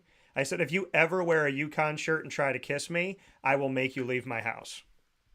I will kick. Was the end of that relationship. Right? So, yeah, we didn't make it past date 4, Dave. You know what? And the sad part is she has Apple TV Plus, so I never got to see the rest of Ted Lasso. So, that's a big hit. You know, I was like, I said something to her, and she was like, what'd she say to me? She said, are you really trying to date me because you want to watch Ted Lasso? I was like, no. And 20 minutes later, I said, what's that password? So you know, my one-liner in dating now as I'm out there, my icebreaker is, do you have Apple TV Plus? If she says no, then she either needs to get it or we're not going to go nowhere. so that's the deal breaker. So Dave and I here this morning, Dave Pasiak, longtime coach and analyst of this beautiful sport of basketball, and it's time to get into the NBA playoffs. I can't believe it's here. It creeps up on me, I feel like, every year. But this year it crept up on me like when baseball never truly goes away. It's like basketball. Oh, my God, here we go. So here we are with the NBA. I don't like where my Raptors are stationed right now. I believed going into the season that they were missing a main key piece, a main key component. There may be a couple that they're missing. I'm a positive human. I don't like being a negative human. It doesn't feel good in my body. So I'm going to promote and be with them and hope the best for them no matter what. But at the same time, realistically, it's tough. So the playoffs officially start tonight because we will have Atlanta at Miami at 7:30 p.m. Eastern Time. These games are going to be played here tonight, Tuesday, April 11th. Atlanta at Miami, 7:30 p.m. Eastern Time, TNT. Following that, Minnesota at Los Angeles for the Lakers at 10 p.m. on TNT. So we're going to see an East matchup and a West matchup. Same thing tomorrow night, Wednesday, April 12th, Chicago at Toronto. The game will be played at 7 o'clock on ESPN Eastern Time, and Oklahoma City will be at New Orleans to follow the doubleheader on ESPN at 9:30 p.m. Dave, who, in your opinion, has the best road that you think is going to make it out of this play-in on the West and in the East? Well, it's interesting. Don't let the NBA hear you say that the playoffs start tonight because they're always very intentional about this. The play-in tournament is its own animal, and the playoffs start this weekend and all that. That's a marketing NBA thing. But, then they don't have them in the postseason. So like that, yeah, you know what I mean? Yeah. If you're going to add the tournament and you're going to make money off of it, say that the tournament starts today. Yeah.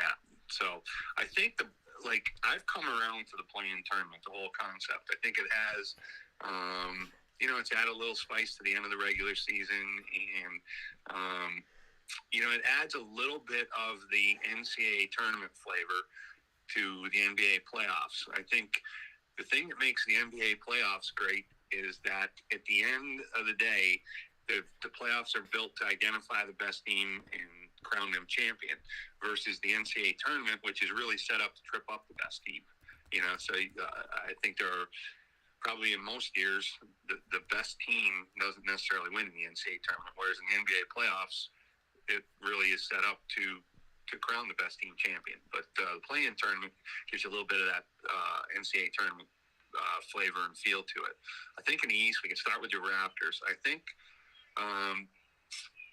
it being a one-and-done thing, I think the Raptors and the Bulls, to me, it's a tough road to hoe.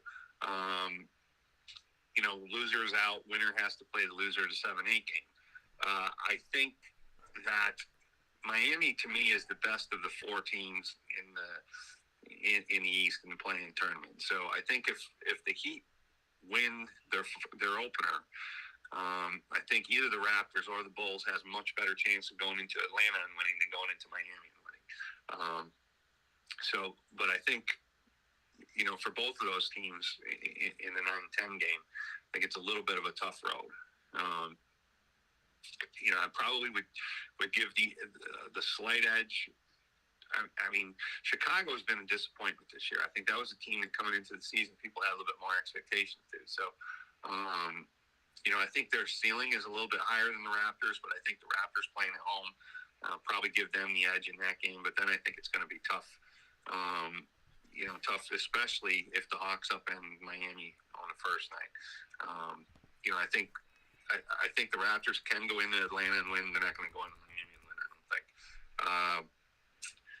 On the West, I think the Lakers have really kind of turned things around coming down the stretch. I believe they have the best record in the league, or the best record in the West over like the last month or so. But again, the one-game scenario, it's tough. I would, especially with a little bit of the turmoil going on in Minnesota, you'd have to like the Lakers a lot in the 7-8 game. You have to like them coming out. And then, I think Oklahoma City is a great story. Like, going into the season, people thought they might be one of the worst teams in the league, and for them to just get to the play-in tournament, I think is a great accomplishment. But I'm gonna lean on New Orleans to beat them.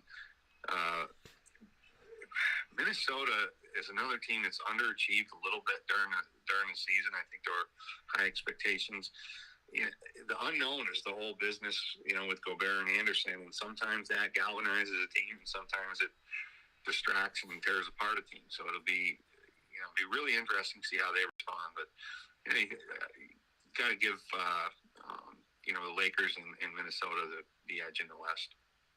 Yeah, and Dave, you brought it up, and there's a lot of things to talk about with the NBA postseason starting tonight. Rudy Gobert, I mean, this scenario on tape, I mean, this looks awful. And, you're a coach. You've been a coach for a really long time. Players can get heated. They can disagree. Somebody wants the ball. Somebody saw something different. Whatever it may be. But when you see Rudy Gobert and Kyle Anderson in the huddle, coach is trying to draw up a play. These guys are fighting with each other. And then Rudy Gobert outstretches full force, tries to launch a punch to try and land from across the way.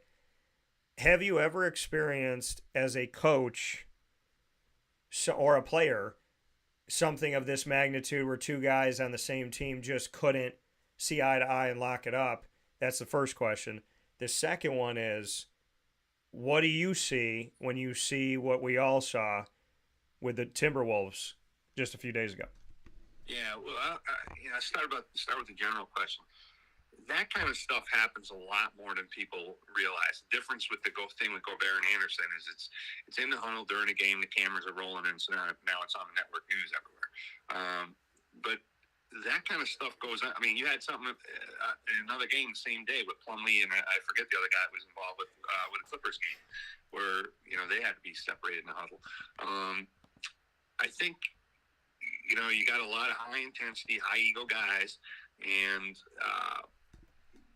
I think it happens behind the scenes in the locker room, during practice, during team meetings, a lot more than ever gets out to the public. Yeah, and I think that's true. I mean, it's certainly true in the NBA, and it's funny. Johnny Davis was an assistant in OCC for 16 years. Johnny used to have a theory that, like, if guys weren't almost ready to come to blows, our practice wasn't intense enough. So Johnny always used to say that. But I think at all levels of basketball, people are competitive and driven and everything, and I think that tempers can rise. The difference with the Gobert situation is it's out there during a game, during a timeout, on public display. I think really the key to it is not so much that it happened, is how do you respond to that and how do you manage that? And how quickly can you get like I believe Gobert's suspended for the playoff game tonight. So, like, are they going to try, if they advance out of the play-in, are they going to try to reintegrate Gobert, or are they going to move on from him? So I think how the team handles it, manages it, and the maturity level of the guys involved. Gobert and Anderson, are they, for public consumption, Gobert puts out the "I'm sorry" tweet and everything, and so I think from a PR standpoint, they're trying to manage it that way. But what's really going on in the locker room and behind the scenes, and can you get these two guys back on the same page and everybody on the team like kind of running in the same direction? I think that's the key issue. How well the Timberwolves, their coaching staff and their front office can manage the situation, and how willing those two guys are to kind of put it behind them and move on. Dave Pasiak here with us, NVU-Lyndon Hornets men's basketball head coach, longtime coach and analyst, talking NBA playoffs as we have done for many years together, and just talking the sport of basketball in general and about life. Dave, as we get into the playoff seeding itself and where everything looks at, which we're going to do in a moment, I want to throw a monkey wrench into this thing with Kyle Anderson and Rudy Gobert. Whether or not they can get on the same page is one thing, but the teams they're going up against now know that there's trouble in paradise. Do you believe that the teams that they go up against, is this now an advantageous moment, especially when you're playing to get in, right? Because if you lose, for people that don't know this, the 7, 8, 9, 10 seeds, this is how it works. The 7 and 8 matchups, which in the case of the West, number 7 Lakers, number 8 Timberwolves, whoever wins that game gets the 7 seed. Whoever loses that game has the chance to stay in the postseason, but they have to play the winner of the 9-10 matchup. Same in the East as it is in the West. So the 7-8 is fighting for seeding. Whoever wins that is in, they're the 7 seed. Whoever loses is not out. The 9-10 matchup is single elimination. The Bulls-Raptors, game like that, Thunder-Pelicans, whoever loses is out of the playoffs. Whoever wins has a way from going from 10 or 9 out of the playoffs to get in and be the 8 seed. So the Timberwolves have a 2-shot opportunity here, which means they will play the Lakers, and if they beat them, they're in. If they don't beat them, they'll play the Thunder or the Pelicans. Looking at this situation, with this monkey wrench that I'm about to say to you, how does a team not try to get into the head of Kyle Anderson, call him a bunch of names, and say, oh, you're weak, oh, that's your, Rudy Gobert's your daddy, whatever that might be, that they try to attack him from a weakness standpoint, and they try to attack Rudy from the standpoint of you can't control your anger, you can't control your emotions. What stops a team from attacking the fact that this house is divided in Minnesota right now at the most inopportune time? Not that there's ever a good time, but this is playoff time, win or go home type of situation. What do you think stops a team from trying to get into the heads of Rudy Gobert and Kyle Anderson and their teammates, knowing that things are obviously not A-OK in Minnesota? I mean, nothing stops them from doing it, and the guys talk crap all the time. I mean, Larry Bird was their all-time greatest trash talker, right? Guys are talking all Jordan the same way. I mean, they're always trying to get in their opponent's head. I mean, that's kind of part of the sport. So, I for sure, I'm sure guys are going to be trying to, get into T-Wolves' heads and make that an issue. But I think they got a much bigger problem than guys talking crap and trying to get in their heads, and that's LeBron James and Anthony Davis. How they deal with those guys is going to have a lot more to do with the outcome than guys on the Lakers talking crap to them, I think. Are you surprised of the Lakers' positioning where they are right now? Yes and no. Yes, from the standpoint of mid-season, recognizing that they had injuries and kind of trying to figure things out as a team. but no, from the standpoint of they still got LeBron James and Anthony Davis, and it's still bet against those guys at your own peril, and they have really kind of flipped the switch and been one of the best teams in the league over the last month of the season. So, I was expecting them to make a move at some point, just because of the talent and their leadership. And the other thing is, you got to remember they got first-time head coach, so he's figuring things out as things go along a little bit. You can kind of liken that situation to Boston a year ago, where the first-time head coach, and it took them a little while to figure things out. So, so I think that when you got all-time great players, bet against them at your own peril. So, I think the Lakers could do some serious damage in the postseason, I think, with the way they've been playing of late. Coming here from Dave Pasiak on Wake Up Call with Dan Tortora inside of the Cafe Kubal studios. We're going to take a quick step aside, then we're going to look at the seeding in the East, and then we'll head to the West to take a look at how this tournament is looking as far as matchups that are set and matchups that could happen. Dave and I will discuss this right after this fast break on Wake Up Call with Dan Tortora inside of the Cafe Kubal studios, where sports meets life.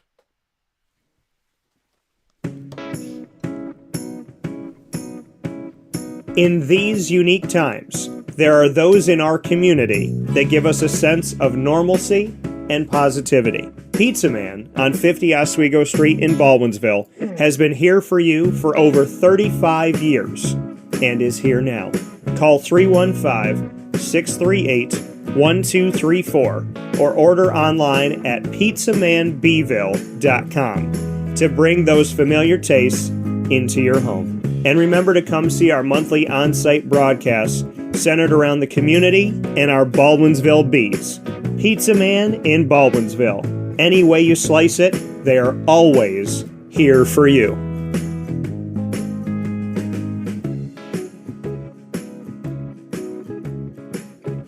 This is Jimmer Sikowski, owner-operator of Chick-fil-A Cicero, 7916 Brewerton Road in Cicero, right in front of the Home Depot.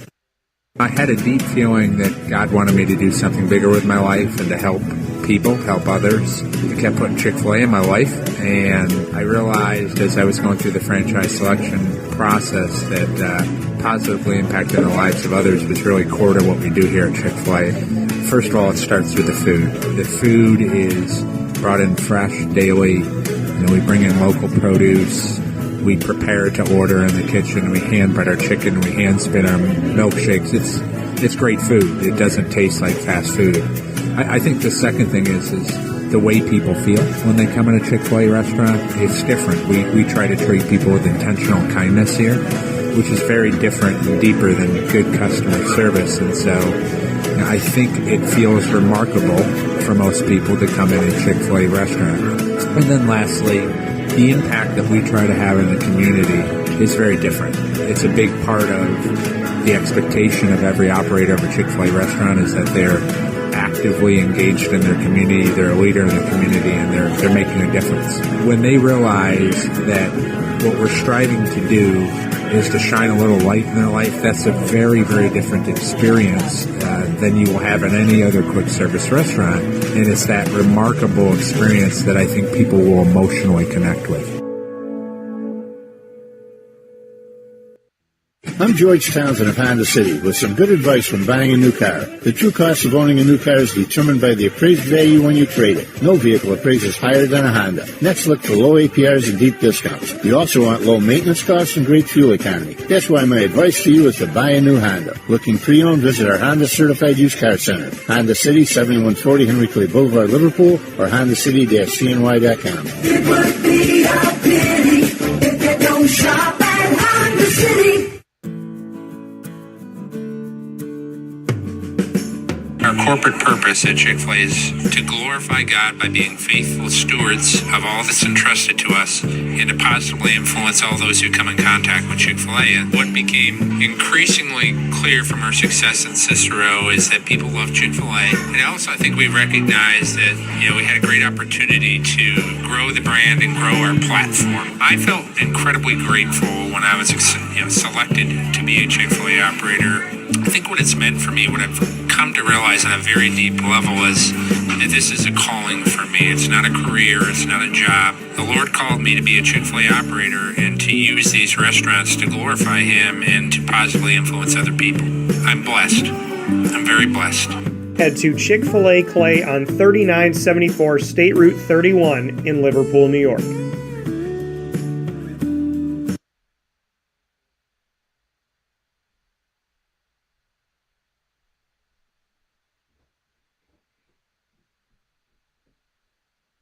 Welcome back here to Wake Up Call with Dan Tortora inside of the Cafe Kubal Studios, hanging out with you where sports truly meets that thing called life. We appreciate you being here every Monday through Friday from 9 a.m. to 11 a.m. Eastern Time. And here in hour number 2 of today's broadcast on a beautiful April day, I still want to call it March because I feel like the month went by way too fast, but I'm happy to be here with Dave Pasiak here in hour 2. Caitlin Hadzimichalis in hour 1 brought us a fantastic conversation. I implore you to go back and watch and listen to that as we continue the conversation here with Dave Pasiak. And Dave joining me from the NVU-Lyndon Hornets men's basketball team as their head coach, a longtime coach, analyst, and fan and lover of the game of basketball. And one of the best, honestly, the mind that I go to when it comes to the NBA. Dave is the first call that I make. And when it comes to these big topics and conversations and moments, Dave has been with me since, I believe Dave can say that he was one of my first, if not my first. He was one of the first phone calls and first people that came onto my show when I came back to Syracuse. So, and that was in 2011, I think. So it's been a long time. Can't believe it's been this long, but I appreciate the friendship even more than everything else. Dave Pasiak here with me this morning to talk NBA. We're going to start in the East. Let you know what it looks like. The Milwaukee Bucks are in first place. They head in as the number 1 team. They will play whoever ends up being the bottom seed here, and they finished off the season with a record of 58-24 through 82 games, followed by the Boston Celtics at 57-25, the Philadelphia 76ers, Dave's team, at 54-28, and then from there, the Cleveland Cavaliers at 51-31 in a better place than their former player LeBron James right now. The New York Knicks at 5 at 47-35. The Brooklyn Nets at 6 at 45-37. And then the play-in will give us our 7 and 8. And so Miami and Atlanta, one of these two teams is going to end up the 7 seed. Miami winning 44 games of 82, and Atlanta splitting 41-41, just like the Raptors, but holding the spot above the Raptors. So Toronto was close to being in a better position with a few games to go, where they could have been playing in the 7-8, and they would have had 2 chances to make the playoffs. Now they have 1, as they are 9th, and the Chicago Bulls are 10th, the only team in the playoff scenario with a losing record in the East at 40-42. Dave, broad paintbrush, you can take it wherever you want to take it. Milwaukee's at the top, Chicago's at the bottom. 2 teams are going to be weeded out of this thing before it's over. What are your thoughts on the field in the East? Well, I think the one thing is, if you remember back not that many years ago, people talked about how the West was so much stronger than the East in the NBA, and that has really flipped in recent years to where I think, you have the 3 best records in the NBA all in the East, and I would say 3 of the most legitimate title contenders in the East. I think it is top heavy with Milwaukee, Boston, and Philly. Yeah. I think Cleveland is a team that hasn't really gotten a lot of attention. It's had a great season. They've taken a huge step forward this year, but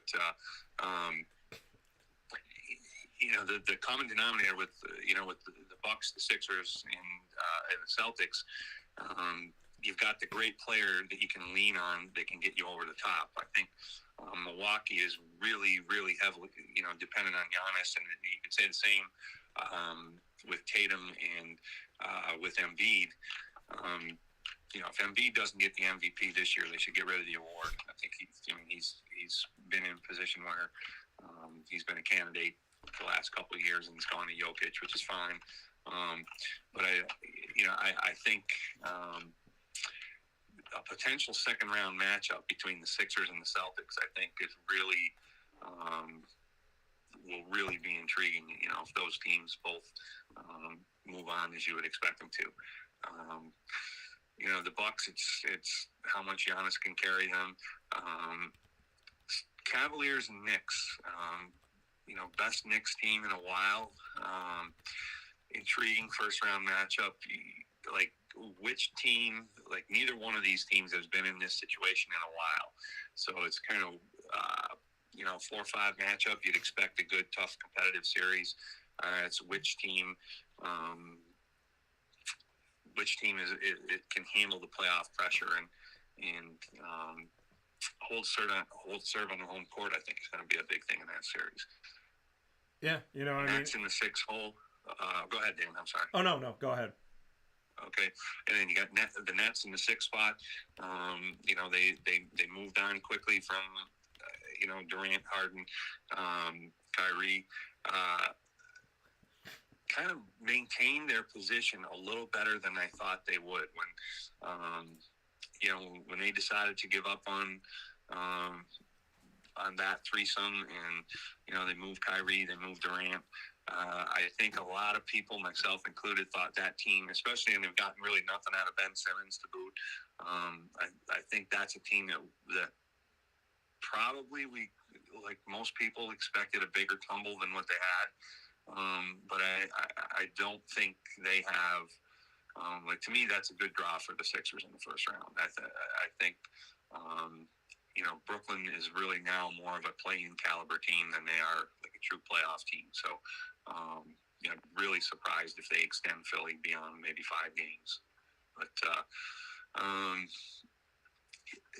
you would think form would hold in the East because it is top heavy. The one series, like I said, Cavs and Knicks may get extended, but I would look for the Bucks, the Celtics, and the Sixers to get out of the first round fairly comfortably. Yeah, and like you said, I mean, best Knicks team in a while. What can you say about the road to where they've gotten to, and just why you believe that this team has a spark to them that could make Knicks fans happy this time around? Well, I've never been a big Thibodeau guy. I've always thought that his teams offensively were just, and the thing is, Thibodeau's never been a great postseason guy. If you look back to when he had the Bulls, and there were always a good regular season team where he kind of overworked his veterans and whatnot, and never seemed to be as good in the playoffs, like to kind of have hit the wall a little bit. So this Knicks team might be a little bit different. I think one of the keys to them is, if and when they get Randall back on the court. Brunson has been great. Hindsight, really good pickup for them. But I think, if they can get Randall back and playing it at any kind of level, I think it'll be an interesting series with Cleveland. Mitchell is like the star that Cleveland can lean on, and has been a big addition there. Going to be an interesting series. Like I said, that's the one series in the East that I think wouldn't be surprised to see that extended to 6 or 7 games. Your Sixers, and you made mention of the fact, you said Joel Embiid, if he doesn't win the MVP, then they should just do away with the award. Why do you feel like he is so deserving of it this time around? And where do you feel like the Sixers are for this playoff push specifically? Yeah, I think, he's deserving of it. What he brings scoring-wise, defensively, rebounding. Jokic is, you certainly can't criticize Jokic. You can't criticize Giannis. I just think what Embiid has meant to the Sixers I know he didn't get a couple of years ago because he missed some games with injuries and whatnot. But I think he's been at such a high level, especially late in the season. And, he had a game about a week ago that I thought probably would cement it. I mean, he's put up 50 multiple times. I just think he's a guy that's been dominant in many stretches. In terms of where the Sixers are at as a team, they got off to like kind of a sluggish start, and weren't playing particularly well or particularly consistently early. Then they lost, like Maxey was the one guy that was really playing well, and then they lost him for an extended period of time. And they've kind of figured it out, got him back into the rotation. I think the one thing about the Sixers, I think they've got better shooting around Embiid and around Harden. And Harden doesn't get enough credit for this. He's like one of the top assist guys in the NBA. So he doesn't he's not Harden of old because he doesn't get to the foul line at the same level that he did, like really in his heyday when he had it going with the Rockets and whatnot. But he's still great scorer, and I think Maxey's an explosive guy that has another gear. The one thing with the Sixers is they haven't been maybe as consistent as Boston or Milwaukee. Like, play great against a good opponent and then just unexpectedly lay an egg in a game. So, I don't. If they can stay at a consistent level, I think they got a great chance coming out of the East. The one thing that's going to be tough is, against Boston and potentially against Milwaukee, they're not going to have the home court in either one of those series. So they're going to have to be able to go on the road and win a game or two against a really good team in their building. So, that to me is their biggest obstacle right now. Yeah, coming here from Dave Pasiak, longtime basketball coach and analyst of the game, talking NBA playoffs as we get set to start the playoffs tonight. And I will continue to say that because the NBA has the play-in and they make money off of it. So, with that being said, Dave, for you, who is the more dangerous, better team as we step into the playoffs? Who do you believe is the true leader of the East? Is it Milwaukee? Is it Boston? Or is it somebody else? Well, my heart says Sixers, but I think Boston is the deepest of the teams. Well, Boston and Philly both have more depth than Milwaukee, but Milwaukee also has the home court and they have Giannis. So I think the fact that Milwaukee has the home court is huge when you've got three teams that are that good and that close to each other. So like if you're going to go put a nickel on the games, I would say Milwaukee, but it would not surprise me at all if any of those three teams come out of the East. I think all three are championship caliber and arguably the three best teams in the league. So, coming here from Dave Pasiak, we take a look in the West now. And for those of you on Facebook.com and YouTube.com, both /WakeUpCallDT, you are seeing the standings. You're seeing the field. So you saw the NBA in the East. Now you're taking a look at the NBA in the West. For those of you on WakeUpCallDT.podbean.com, we'll describe it to you as always to paint the picture. Number one team, the Denver Nuggets, have locked things up at 53-29. As Dave said, the better records overall in the NBA came in the East. We look at the number 2 seed, the Memphis Grizzlies, a team that has just continued to find its way to the playoffs. They've been a consistent playoff team, be it at times the 8 seed, but they have consistently made it. In Vancouver, some people laughed them off like it wasn't a franchise. The team moved to Memphis. They made some moves over time. The team has changed multiple times, yet they've been able to find their way back to the playoffs. They're the number 2 seed at 51-31. The number 3 seed, a team that was in the bottom of the NBA, the basement of the NBA, not in the West, in the NBA in general. Minnesota Timberwolves at the bottom, right there with Sacramento. Well, the Sacramento Kings are not only not at the bottom anymore, they're the 3rd seed in the West with a record of 48-34 through 82 games in the regular season. The Phoenix Suns, who have been at the top the last couple of years, are 4th with a record of 45-37, followed by the LA Clippers that are at 44-38. The Golden State Warriors, 44-38 as well, but below the Clippers in a tiebreaker. And then we have the play-in. The Los Angeles Lakers and the Minnesota Timberwolves, as we mentioned before, are fighting for the 7th seed. And whoever's left that loses that game will fight the Pelicans, who are in 9th, and the Oklahoma City Thunder, who are in 10th, to see who's going to make it. And just like in the East, there's only one losing record in the West, and it's the same record. The Oklahoma City Thunder, same as Chicago, 40-42. So of all these teams, what's good to see, Dave, is that nobody with a losing record is making the playoffs, which is always kind of a little bit of a head scratcher. But what are your thoughts on the field in the West as you broke down the East so eloquently? What do you have for the West? Well, I think it's a very, very different dynamic in the West than it is in the East. You know, in the East, I think there's a clear three different tiers of teams. You know, there's the top three, then there's the Knicks and the Cavs in the middle, and then there's the play-in teams in Brooklyn. And I think there's clear separation between the teams in those at those various tiers. In the West, I think you can throw the seeds out the window. 1 through 7. Maybe 1 through 8 with Minnesota, even I think is a team that's really talented but underachieved a little. Denver really had control of the West and comfortable lead much of the season, and then kind of held on at the end. Held on and ended up finishing first in the West. They've got Jokic, who's such a unique player, and 2-time MVP, and everything goes through him. Home court, I think, especially with the in the high altitude in Denver, I think home court has a lot of value there all the way through. But you look at like 2 and 3, Memphis and Sacramento. Now, Memphis has been a team that's been knocking on the door for a couple of years. Went through their own little distraction with Morant during the season. They seem to have gone through that. Yeah. They're a little shorthanded coming into the playoffs. Steven Adams, I think they're not going to have him in the playoffs, and Brandon Clark, I think so.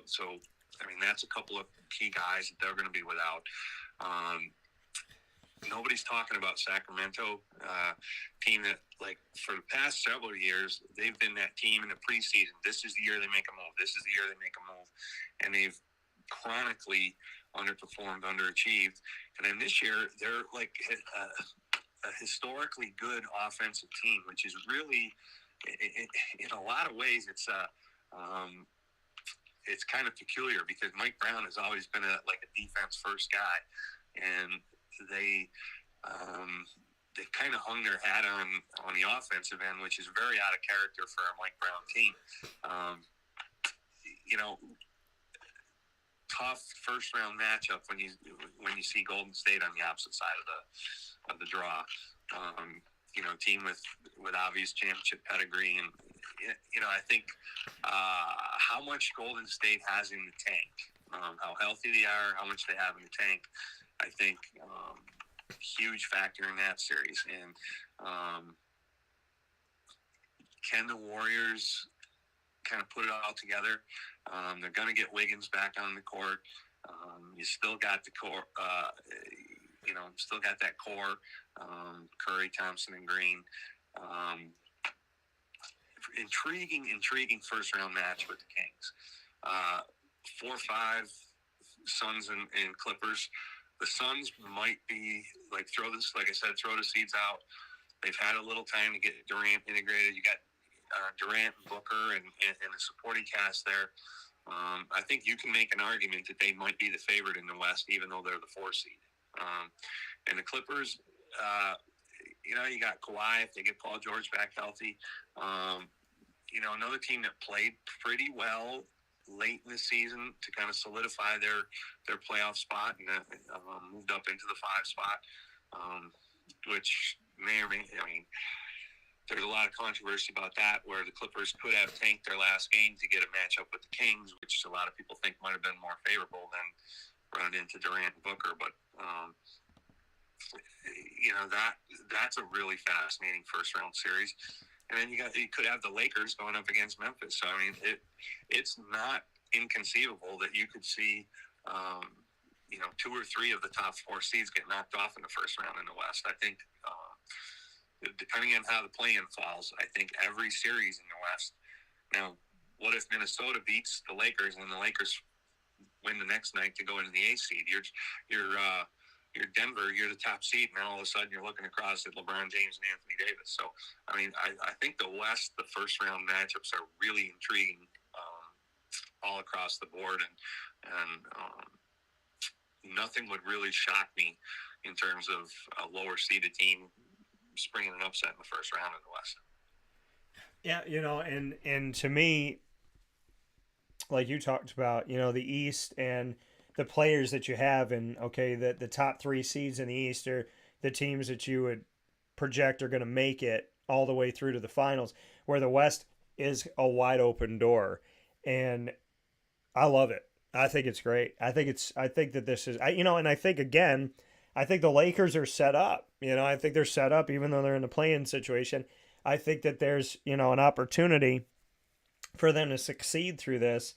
And a few weeks ago, they weren't in the playoffs. So to see the things that are shaping up, to see what Durant and the Phoenix Suns, which I'm so excited about. So, Dave, we're going to jump into something called, and you've been a part of this before, the Ingredients to Success. It's the final portion of today's show on Wake Up Call with Dan Tortora, where sports meets life. And we're going to stay with the NBA playoffs. Dave Pasiak, who do you believe, proudly brought to you by Avicolli's restaurant here in Liverpool, 7839 Oswego Road, Liverpool, New York, right down the road from Liverpool High School, and the exclusive home of my Liverpool Warriors sit-down conversations with their athletic programs, administration, coaches, student athletes all throughout the year. Who has the best ingredients to success on paper and on film to be the East champion and the West champion? If you had to pick it today, who has the ingredients to success? What are they, and who are they? In the East, we talked about it a minute ago. My heart says Sixers. I think they have it. I think Boston does, and I think Milwaukee does. Probably the team that has the best mix of all of that would be Boston. But like I said, it's take your pick. Sixers, Celtics, Bucks. In the West, I think Phoenix does. They've got the 2 stars you can lean on. And I think, I say this with a little trepidation, but I think Denver does. Combination of Jokic and the home court, the altitude, and the home court in Denver is a really significant advantage. So, I would say the finalists and the champion, like if you held a gun to my head, the finalists and the champions would come out of those 5 teams. But with the West, I have a little bit of trepidation because I think there are teams down the seedings that I wouldn't bet against the Lakers or the Warriors either in the series. So, but in terms of ingredients and having everything you need to be a champion, Bucks, Celtics, Sixers in the East, Suns, Nuggets in the West. I think I know what you're going to say about the West, but I want to hear it, and I want to hear about your East as well.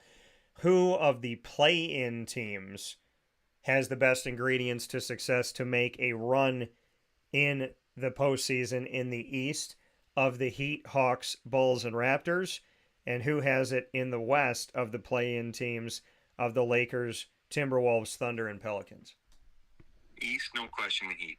I think they're the class of the playing teams. They've got a championship caliber coach. They've got a little championship DNA.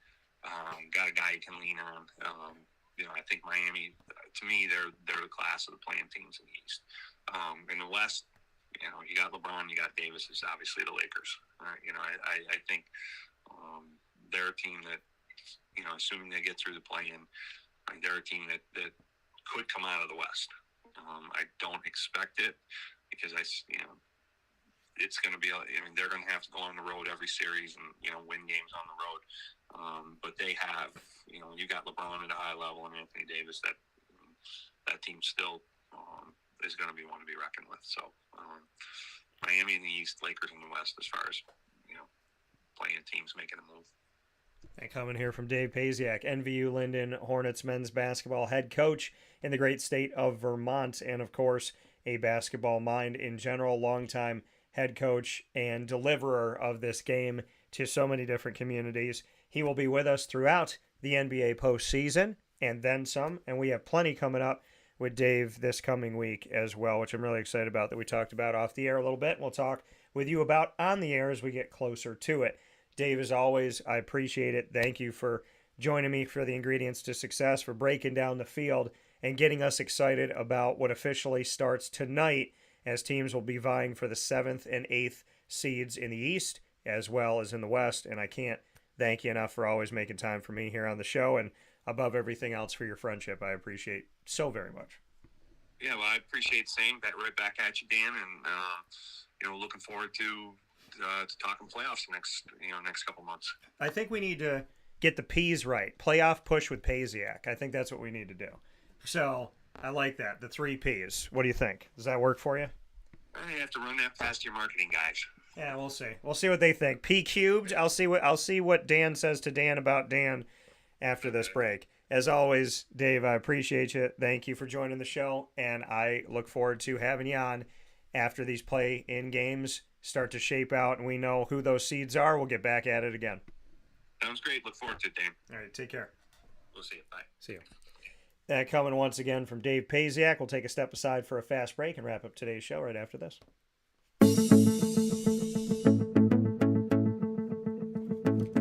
Avicolli's, located on the corner of Route 57 and Wetzel Road in Liverpool, New York, has been your trusted neighbor for decades. Located just steps from Liverpool High School, we're happy to have the Liverpool Warriors on-site, on-location broadcast at Avicolli's through Wake Up Call with Dan Tortora every single month, featuring student athletes, coaches, and administration throughout the year from Liverpool High School. Head out to Avicolli's today on the corner of Route 57 and Wetzel Road in Liverpool, New York, open Tuesday through Sunday for lunch, dinner, and drinks. We'd love to see you out there. And of course, you can call them at 315-622-5100 for takeout, delivery, and catering. That's 315-622-5100. And also find them on myavicollis.com. That's myavicollis.com.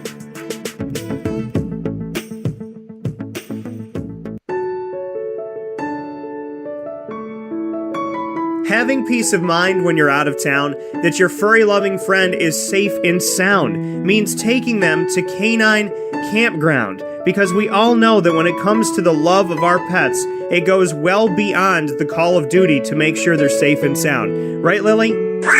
So take a ride to 242 Johnson Street in East Syracuse, New York, and see Canine Campground and where your dog will be staying, in the classic cabin, the executive cabin, the grand cabin, or of course the luxury cabin, because if you know Lily, you know she loves luxury. Now you don't have to wait to the last minute to find a family member or a friend that'll take your dog for a few days.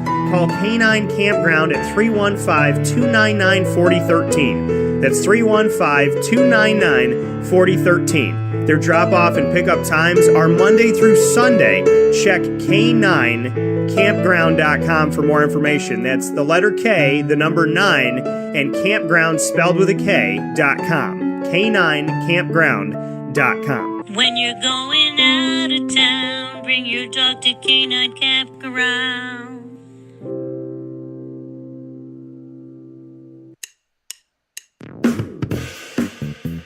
PB&J's Lunchbox, the food truck that you love finding all throughout Central and Upstate New York, now has a street-side cafe. So when you're craving their traditional favorites as well as their out-of-box amazing menu items, you can now head to 663 Old Liverpool Road in Liverpool, New York. Located just minutes from the highway, the Thruway, Destiny USA, and Onondaga Lake Parkway, PB&J's Lunchbox Street-Side Cafe is there for you Monday through Saturday from 9 a.m. to 7 p.m., serving breakfast, lunch, and dinner all throughout the day. Get breakfast for dinner, dinner for lunch, whatever you fancy, including their award-winning grilled peanut butter and jelly sandwich. Find them at 663 Old Liverpool Road in Liverpool, New York. PB&J's Lunchbox, where we love to know what's in your lunchbox.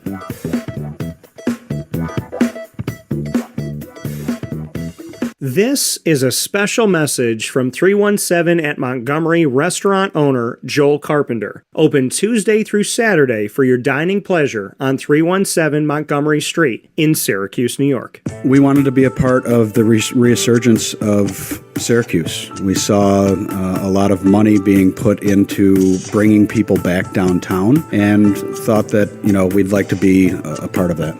I love putting together a good dish where people see it first, they fall in love with it, and then it tastes just as good as it looks.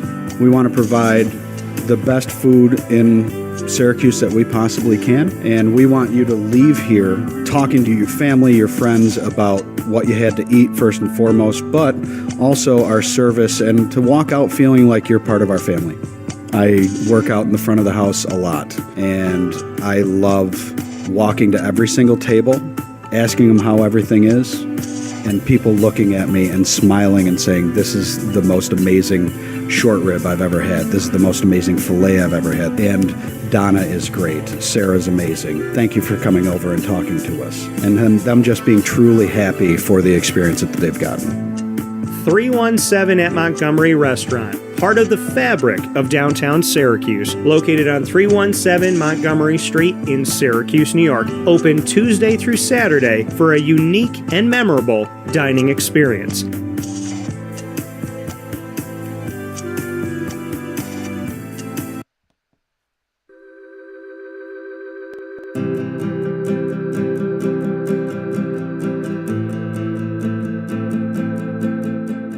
Cafe Cabal offers same-day local delivery of our products, offering no delivery charge for Onondaga County. Shop cafecabal.com for fresh roasted coffee beans, cold brew, travel mugs, and all your essential Cafe Cabal needs. Cafe Cabal, coffee for the soul.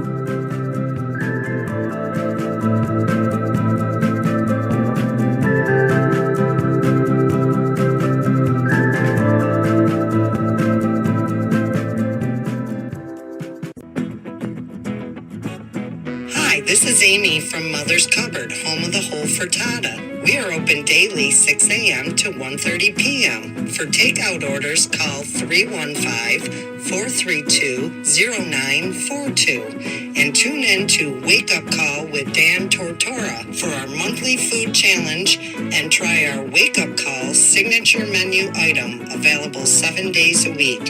Here at Mother's Cupboard, we are Central New York, and it's our honor to serve you. Ma and Pa's Kettle Corn and Popcorn Factory remind us that every day is worth celebrating. Find them at 201 Old 7th North Street in Liverpool, New York. Open Monday through Saturday in-store and all the time online at maandpaspopcorn.com. Serving our Central New York community and beyond, you can order all throughout the country at maandpaspopcorn.com. And remember to get your tins, which have in-store half-price refills forever. Ma and Pa's Kettle Corn and Popcorn Factory, available to you for fundraising and all of your events by calling 315-450-6272. That's 315-450-6272. Ma and Pa's Kettle Corn and Popcorn Factory. How corny are you?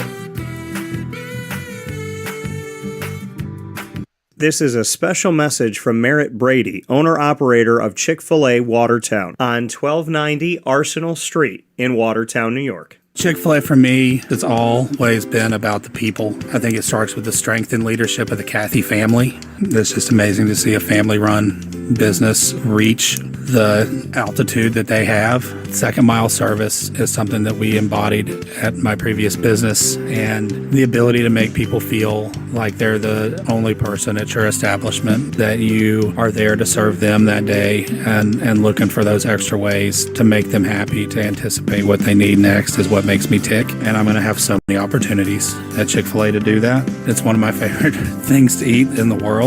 My favorite application question or interview question when I'm interviewing is when I get to, have you ever eaten at Chick-fil-A? And a smile hits both their ears. You know, they can't even answer the question for a second. And when I see that, it's like, man, that's going to be a great hire. They already get it. They already feel it. They already know that we're different. The Chick-fil-A experience, it's a real thing. And then, of course, just our generosity and community involvement and making a positive impact in the lives of our team members, our guests, and the community in general, I think is really the secret sauce.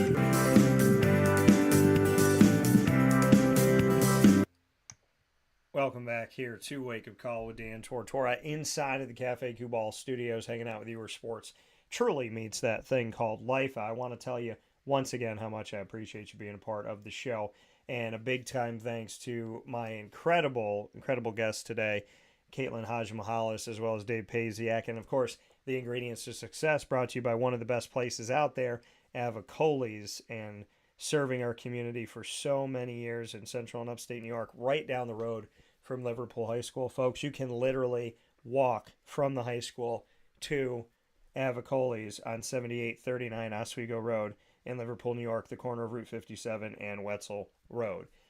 Big time thanks to everybody that's watching and listening all over the world in the wonderful, wonderful East Coast, West Coast, Midwest, around the globe, and right here in central and upstate New York, as well as our second home of Florida, and of course our home of Pennsylvania as well. Big shout out to everybody everywhere. Thank you so much on youtube.com and facebook.com, both /wakeupcalldt, and on wakeupcalldt.podbean.com. Once the shows go live, they jump into the archives. We're going to be adding pieces to the archives, so make sure you find us on any one of these places by searching Wake Up Call with Dan Tortora, or one word, Wake Up Call DT. Go into Amazon Music as well as Audible, iHeartRadio, iTunes, and Apple Podcasts, MixLR, Player FM, Podbean, Podvine, Spotify, Stitcher, TuneIn, and YouTube.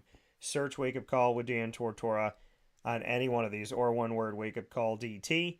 Bookmark us, save us, follow us, keep us, and you'll connect with us in so many different, well, there's so many shows that are up there for you already, and they self-update. So whenever I update them, they will update on your device, and you'll be able to listen to new pieces as well. So make sure you connect with us on all of these wonderful outlets. And I am so grateful to show you our new partners page. Thank you to our incredible, incredible family of partners. Cafe Kubal, Carvel DeWitt, who's been with me for over a decade.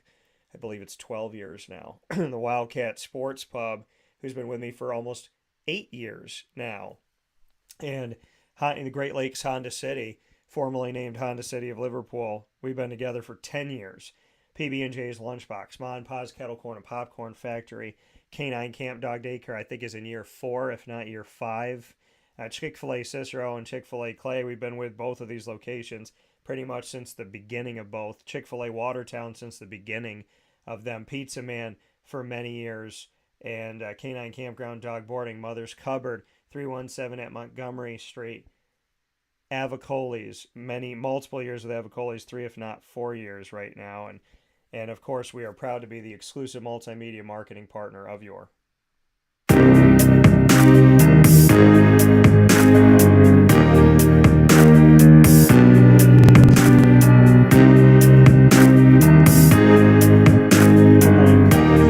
It is Fins Up every single month on Wake Up Call with Dan Tortora. You know, Wednesdays brings you Dolphin Time every Wednesday at 9 a.m. Eastern Time. We bring you the Dolphins first and third Wednesday of each month.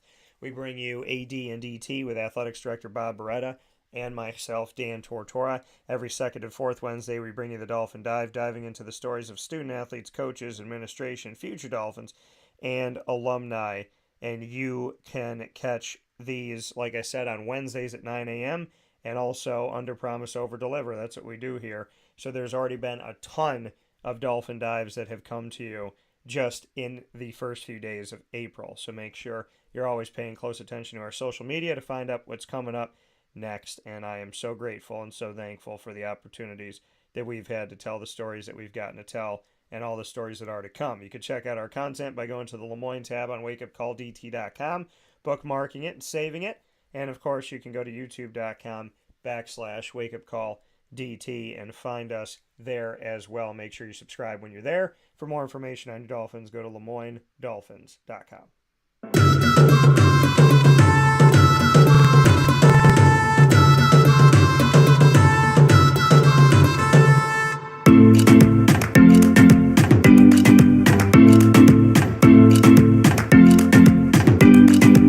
If you don't dance every time I play that music, you're lying. That's how I feel. You are lying to yourself and to us. So the Bobcats here with us on Wake Up Call with Dan. It's just awesome music. Bobcats here with us on Wake Up Call with Dan Tortora, a proud exclusive multimedia marketing partner of Wake Up Call with Dan Tortora and Dan Tortora Broadcast Media as a whole.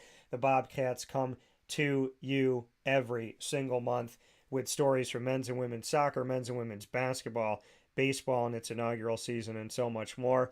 Do not miss a moment with the Bobcats by connecting with us on social media, finding out what's coming up next. We appreciate the Bobcats so very much, and you can check out all of our content with them that gets added and updated on the BSC Syracuse tab. Bookmark it, save it, love it, and keep it. And you can subscribe to our YouTube channel for Bobcat content on youtube.com/wakeupcalldt, youtube.com/wakeupcalldt. One more time, and make sure that you click subscribe while you're there. For more information on your Bobcats, go to syracuse.bscbobcats.com. And with that being said, again, I want to thank Caitlin Hadzimichalis, Dave Pasiak for being incredible friends and wonderful people in my life beyond being coaches in the beautiful game of basketball. And a big thanks to Avicolli's for all that they do, including bringing us the ingredients to success.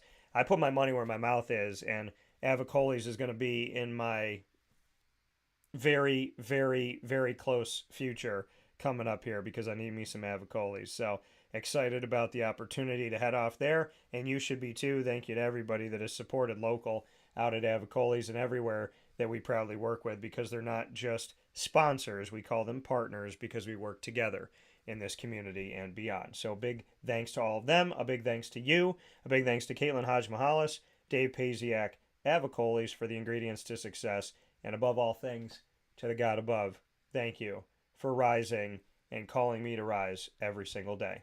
I appreciate you. I love you. And I'll talk with you all soon. Have a fantastic day.